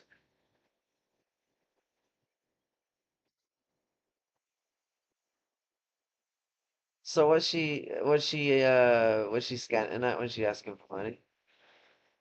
yeah, she was. I seen her in a few commercials. She was asking for money. You know, because she says that it's gonna be a very hard times. It's gonna be very, very hard times. I think she's God, even if you were trying to understate it, that's like a level of understatement that's beyond belief. Like and I feel like a lot of people that push Cop Mile are thinking that, like, you got some viable time to space now. It's like, no, like we had the like room to breathe, as in to get shit done during Biden, technically speaking, because there was a backstep and no one took advantage of it, so they literally just stepped back forward. Why not? If everyone's got comfortable with the system, again, the system can just stop being a little less cloak and dagger and just a little more dagger. It's that to and fro. And so people miss their chance to take advantage of that right now. Now it's going to be cracking down or cracking down, so we got to be cracking up and like getting organized. Instead, people are arguing over like whether we should vote for Kamala and all that. And it's like you shouldn't even be voting for them. Biden was just a guarantee. A fucking coronavirus happened. Like, you think they're gonna fucking the bourgeoisie are gonna elect the doofus that fucking decided not to close the borders and cause a massive crisis? Like, maybe the bourgeoisie that were in on having a massive crisis would do that, but the bourgeoisie that like stability, that weren't after some like instability crisis that could challenge the actual hegemony of the power structure, like maybe January 6th, 2021. So they don't want Trump at that point.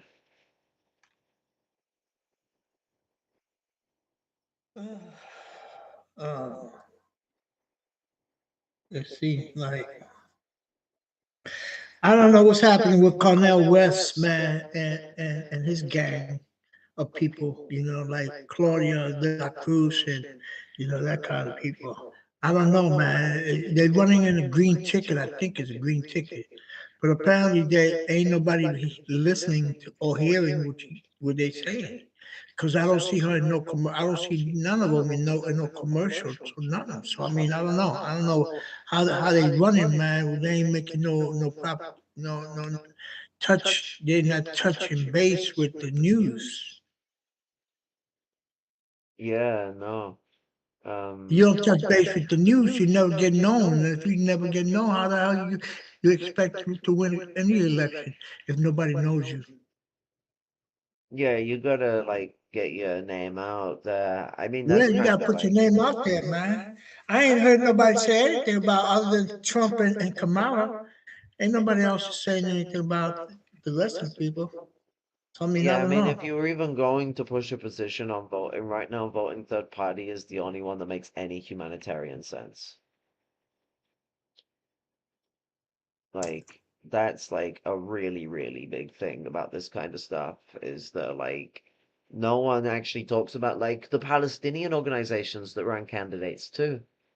It wouldn't surprise me if they got some candidates on the Greens ticket and some other tickets. And like the vote is likely not gonna have them win. But if a shit ton of votes went their way and they almost had a chance of actually getting some formal majority in like certain states and other things like that, then you're gonna get this like situation where a big message gets sent to the system that you want to stop this fucking genocide. A tidal wave is coming your way. But we need to organize that tidal wave now rather than after the election because January 6th is going to get rowdy even if Trump wins. Oh, speaking of Claudia, I was speaking of Claudia before. You know what she's buried? She's buried right next to Karl Marx. Oh, that's badass. Holy shit. I need to go visit Karl Marx's grave so I can go see Claudia's grave then. That's dope. Because they're buried, Karl Marx buried in Manchester. Well, according to my information that I get, I don't know. I may be getting crisscross information, but according to the information I get, man, it's a whole, there's a few revolutionaries buried in that cemetery. Yeah, yeah. There is a few. I can't remember the names of most of them though. But yeah, it's somewhere in Manchester. I need to go there. I'll also go see Comrade Luke while I'm over there because I haven't seen the brother in like a long ass time. But How you far know, are you away from them? Manchester, I don't know, maybe like 50 miles, I think, at most. I don't think it's that far. Maybe it is getting on to 60, 70, but it's like an hour and some on the train, I think. Uh, Doable journey. Um,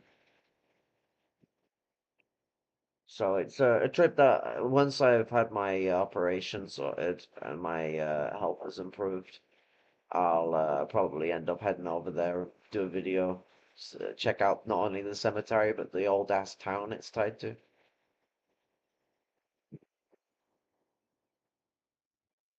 There's a small little township near me, um, that has like old Tudor houses, the white houses that we have in the UK that are like they all look like they're leaning and slanted because they're all bowed and crumbling, and it's like the earliest like use of like the way we kind of um oh no, not the earliest use, but like modern style bricks, the way that we think of them now. The Tudors were kind of like the guys that perfected that, although their bricks were really slim compared to ours, which was somewhat problematic. But it was the only way they could deal with the not having holes in the bricks like we do. Actually, we didn't originally use holes. We used to just scoop it in. But turns out you can save a lot of money if you just drill a hole through it.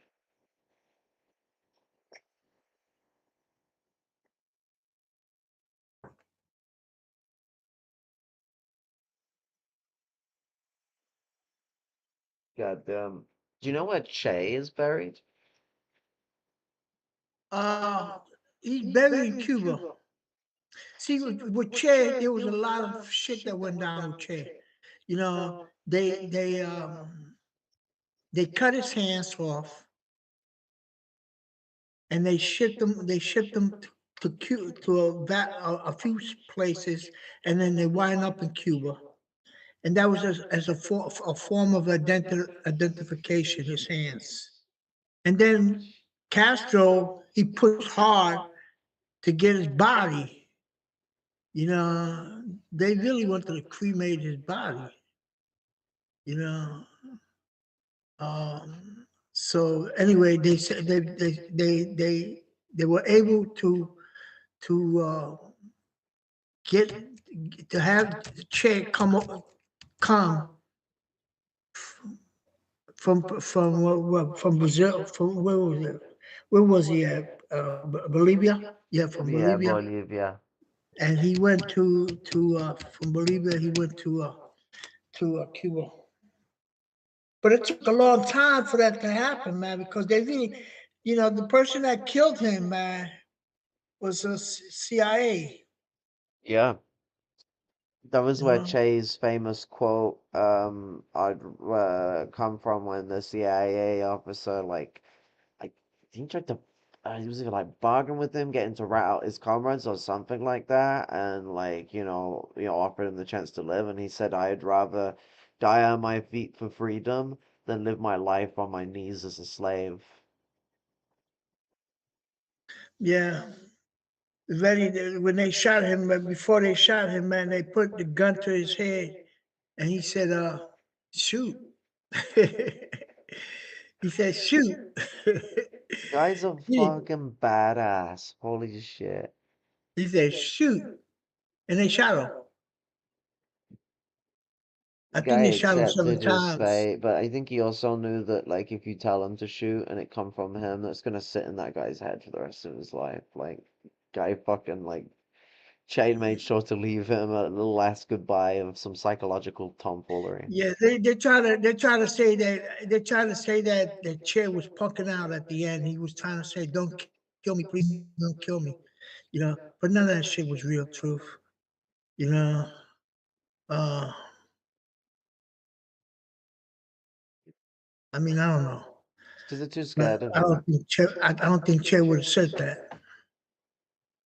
Yeah, no, it's one of those sort of things where it's just not in his character. Because like I say, that quote about like wanting to die on his feet, freedom, he said that while he was under arrest and all that. It's why like I get a bit antsy when people like misuse or mischaracterize that quote, or even try and use it as a point of like recruitment or agitate struggle. It's like, telling people that just kind of like makes it sound like a death cult if you do it all the time. There are specific times where it is a very useful thing to consider, especially in the part of educating people on revolutionary suicide. But you got to get to the point where you can educate people on those things. I've seen some people just blurt out the quote, and it's like, you sound like a twat.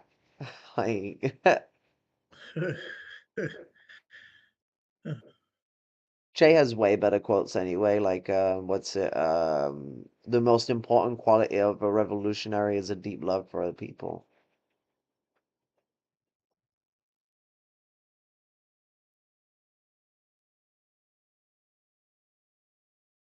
That might be my favorite Marxist quote. I think it's a very important concept to consider.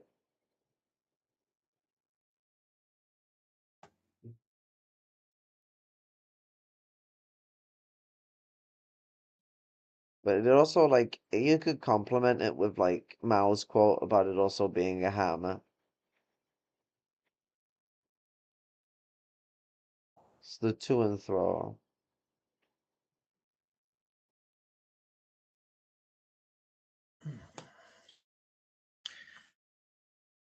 Sometimes when I read Marx, man, I find it very complicated. Marx not only writes in a tongue that, like, is from the elder gods of of British lexicon, but goddamn, like Marx has this like so Marx had a drinking problem. It's something Engels talks about a little bit, and Yeah, he did. He had a drinking problem. yeah, and like a lot of us that have fucked around with drugs, you do end up sometimes doing like writing theory while you're a bit off it, and I know for a fact that motherfucker has, because no way a motherfucker goes from using a shitload of commas eloquently to then none at all at the most critical time you could really need commas. It is the most drunkard, I'm just typing away ass shit ever, like motherfucker, like Marx was very neurodivergent as well. So, like, I'm not even necessarily saying that guy was too impaired to write theory at that time. I'm just saying that guy was fucking up his vocabulary because of it. Because you know what? The theory, still on point. It's just like, goddamn, the missing commas make it sound like it's saying something actually, like, not great. In some of them, there was a part of, like, part 36 of the collected works of Marx and Engels that I saw from Marx, where it was just the sludge, and if you didn't put the commas in for him, the statements sounded like they were saying something different. But it just went like no commas for ages, and then commas returned again, so I guess he stopped writing, went to sleep, and then came back awake and ready to use punctuation. Let me ask you something. How you was able to acquire so much on Marx? Um, God, one of the things that was like an interesting thing for looking at on Marx was the way that the Austrian police were analyzing him. Um, and do you know what? Like, I think most of it probably comes from like a lot of the people I've come across who have just been like really into the history of it and have gone on about it, and I've just picked up bits and pieces on the way. Because Marx is both a bit of a little shit and a little cutie. It just depends on how you want to look at him. But like, guy was a principled motherfucker in a lot of ways and built a very principled idea. Well, philosophical ideological framework to be a pedantic motherfucker about it. Um, I Yeah, I know. subsist off He went. pedantry. He went to jail a few times. I was a lumpen proletarian as well. Like he was a lumpen exploited, not a lumpen exploiter. So like he was Well, yeah, one of he didn't us. have no. I think that most of his money went on on drinking, huh? Yeah, yeah. No, he got given money to write the Communist Manifesto, and he had to get more money because he'd spent it all on alcohol in I like a matter know. of a few If it wasn't months. for Engels, he'd be in trouble. Oh, he was still in trouble anyway. It was basically like he'd have like long periods of hell, and then Engels would sugar daddy him some money for a bit, and then he'd have long periods of hell after that money dries up. Yeah, And he had because like a pretty large family. Engels a rich dude, man. His father was rich. Yeah. Well, Marx's family were peasants turned petty bourgeois, and then he was like a failed petty bourgeoisie that plummeted into what he would call the declasser. I really don't like the concept of declasser because it implies that there still isn't a relationship to like productive society and how it operates, as if there isn't like an underground. Like, like what are all these like gangsters and drug dealers and traffickers and all that doing but engaging in the economy the same way any other capitalist element of the economy operates? Well, actually, there might be a little bit more feudalism down here, but like it's fuckeries. More the point is that there is an economic livelihood, and therefore the lumpen doesn't represent a declassification. It represents a disenfranchisement from the normalized class structure. Well, in reading Mark's life, he had a rough time, man. Some of his kids just passed away, huh? Yeah, he lost a lot of his children. I think it was about four of them that passed away. Yeah. Winter was a really big struggle for the Marx family because of the money struggles. No money, it's kind of hard to maintain heat in the house. You know, Yeah, I guess he had problems, man, trying to bury his kids, man. And if Engels, I think, had something to do with helping him. yeah.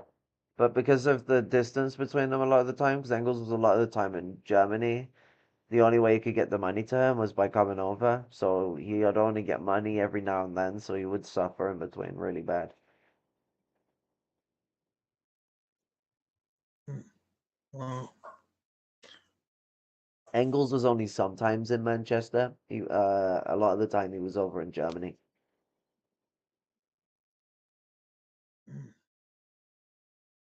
You live in London, right? Nah, no, I'm in the northwest, like Midlands.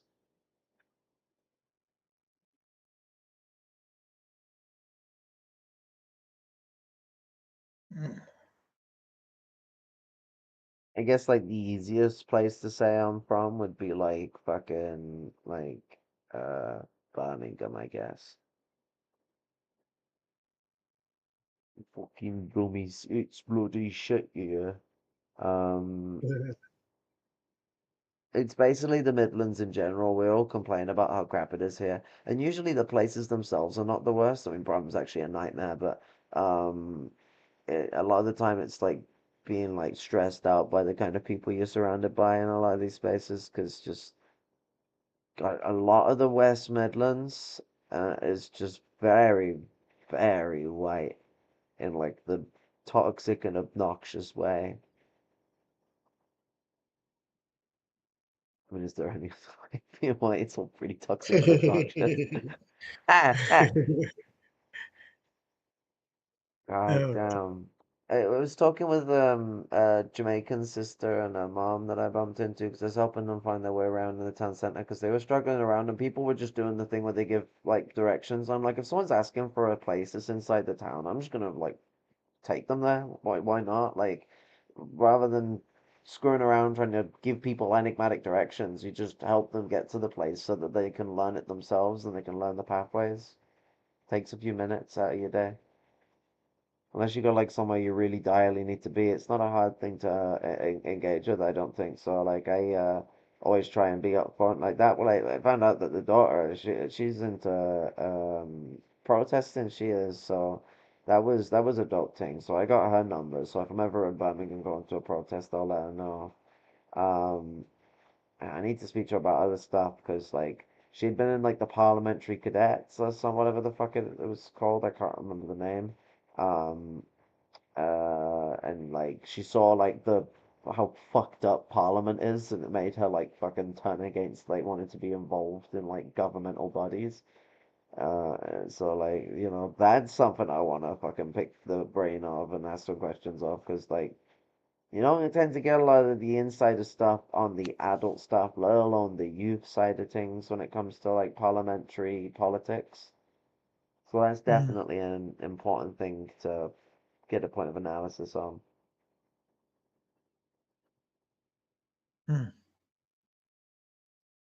I think her daughter is my age. The sister that I got the number of. She looks about my age, maybe a couple years younger or older. Maybe a couple years older. Um,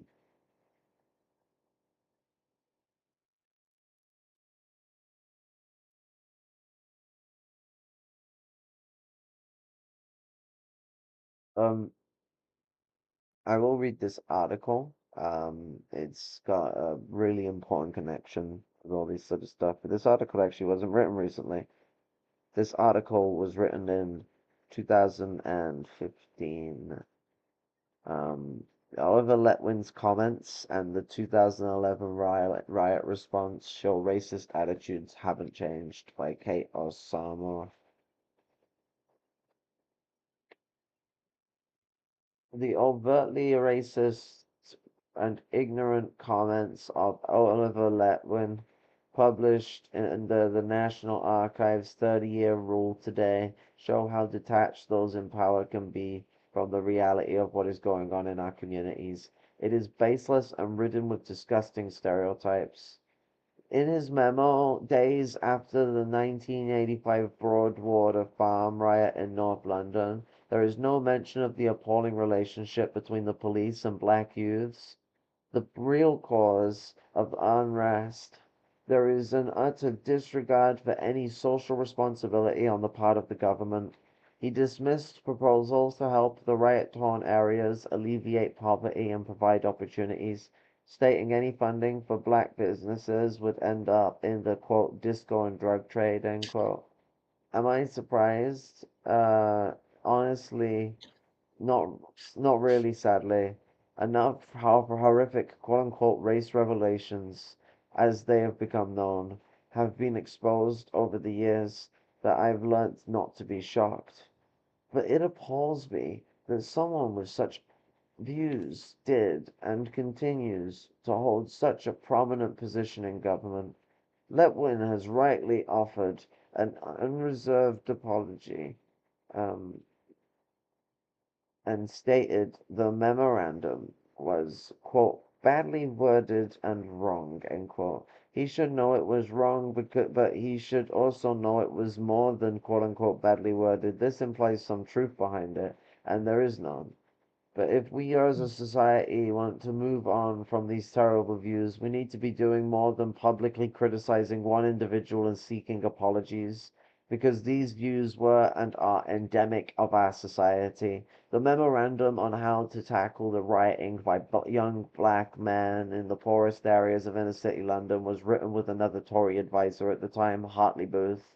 For then Prime Minister Margaret Thatcher, the advisory document said, quote, the root of social malaise is not poor housing or youth alienation or the lack of middle class. Riots, criminality, and social disintegration are caused solely by individual characters and attitudes. So long as bad moral attitudes remain, all efforts to improve the inner cities will flounder, end quote. So you see, they're trying to push this idea that no, there isn't this conglomerated experience that pushes people into destitution. It's it's individuals being evil little shits. It's fucking absolutely racist and classist way of looking at things. Um, rightly, These comments have sparked outrage and calls for Letwin's dismissal. But we must also ask, are they that dissimilar from David Cameron's depiction of the 2011 riots? The riots triggered by the police shooting of Mark Duggan were dismissed again as an excuse in unruly behavior, with the Prime Minister stating, these riots were not about race, these riots were not about poverty, indifference to right or wrong, complete absence of self-restraint. These riots were not about government cuts, and no, this was about behavior, people showing people with a twisted moral code, people with, oh no, I read that wrong. Oh my god, sorry, it's broken up weird, it confused me. These riots were not about race, these riots were not about government cuts, and these riots were not about poverty. No, this is about behavior. People showing indifference to right and wrong. People with a twisted moral code. People with a complete absence of restraint. So, has the legacy of the Tory government really changed in an era in which we have seen the rise of terrorism? The government's prevent strategy has seen it turn safeguarding into a detection mechanism to pinpoint quote unquote dangerous individuals, quote unquote vulnerable to extremism. Um, Despite evidence across Europe that extremists are being brought up in the most deprived communities, the Borlines of Paris, and most deprived areas of Brussels, the government continues to attack Britain's social housing. Institutionalized racism and racial stereotyping still exist. Individuals do not exist in a vacuum, and the government has a social responsibility to help alleviate problems in deprived communities.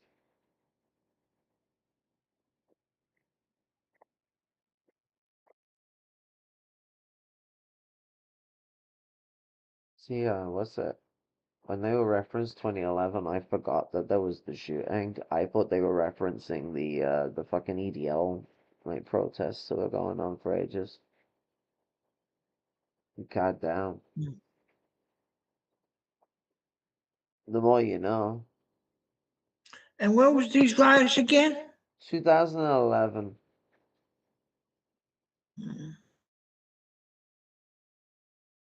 God, I was a reactionary piece of shit back in 2011. Edgy teenager. Abuse is a motherfucker. Goddamn.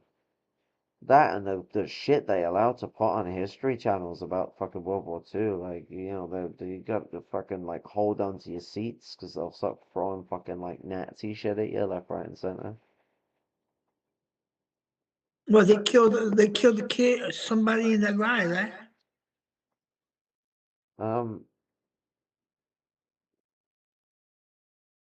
I don't know if there's, I haven't actually checked if there's been any deaths. I can check that now, though.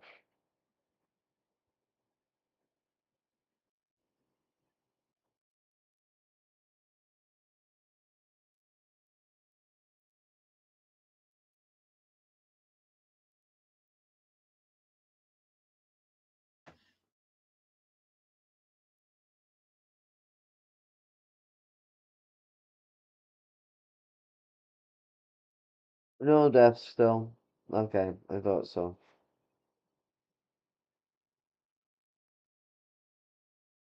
At least that's what it's saying.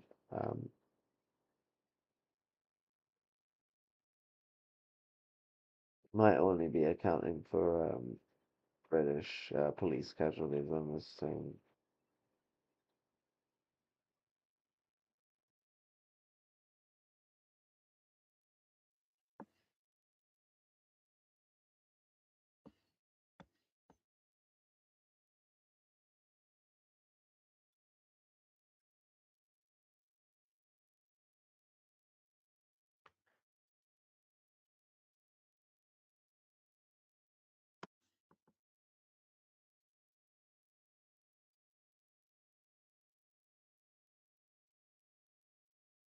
Yeah, I can't find anything saying anyone's died.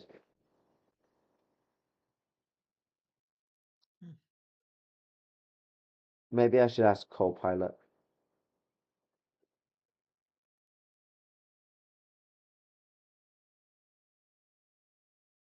God.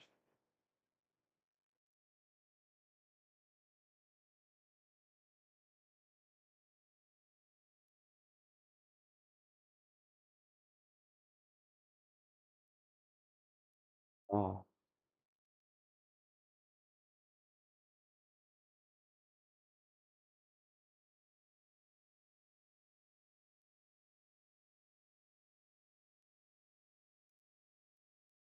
But was it um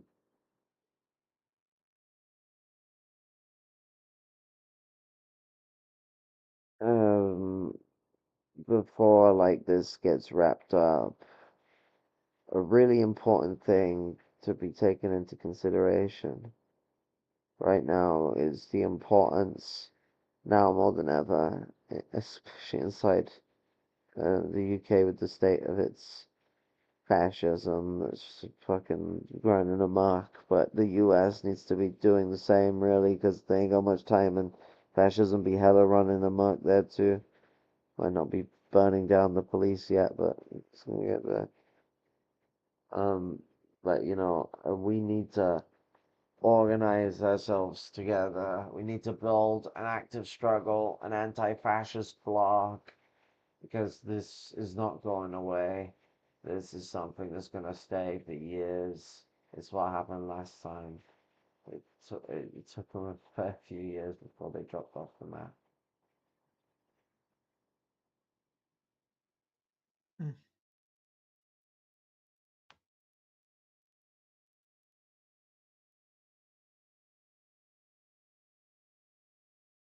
Um, have you got anything else to drop the beat on, Comrade Chair? Uh, You got anything else to drop? no. Um, well, what's it? We'll wish you all a lot of love and solidarity, comrades. It's Okay, you unfortunate that take there care of was. yourself, huh? Yeah, yeah, you take care of yourself too, comrade. Okay, comrade. Love and solidarity.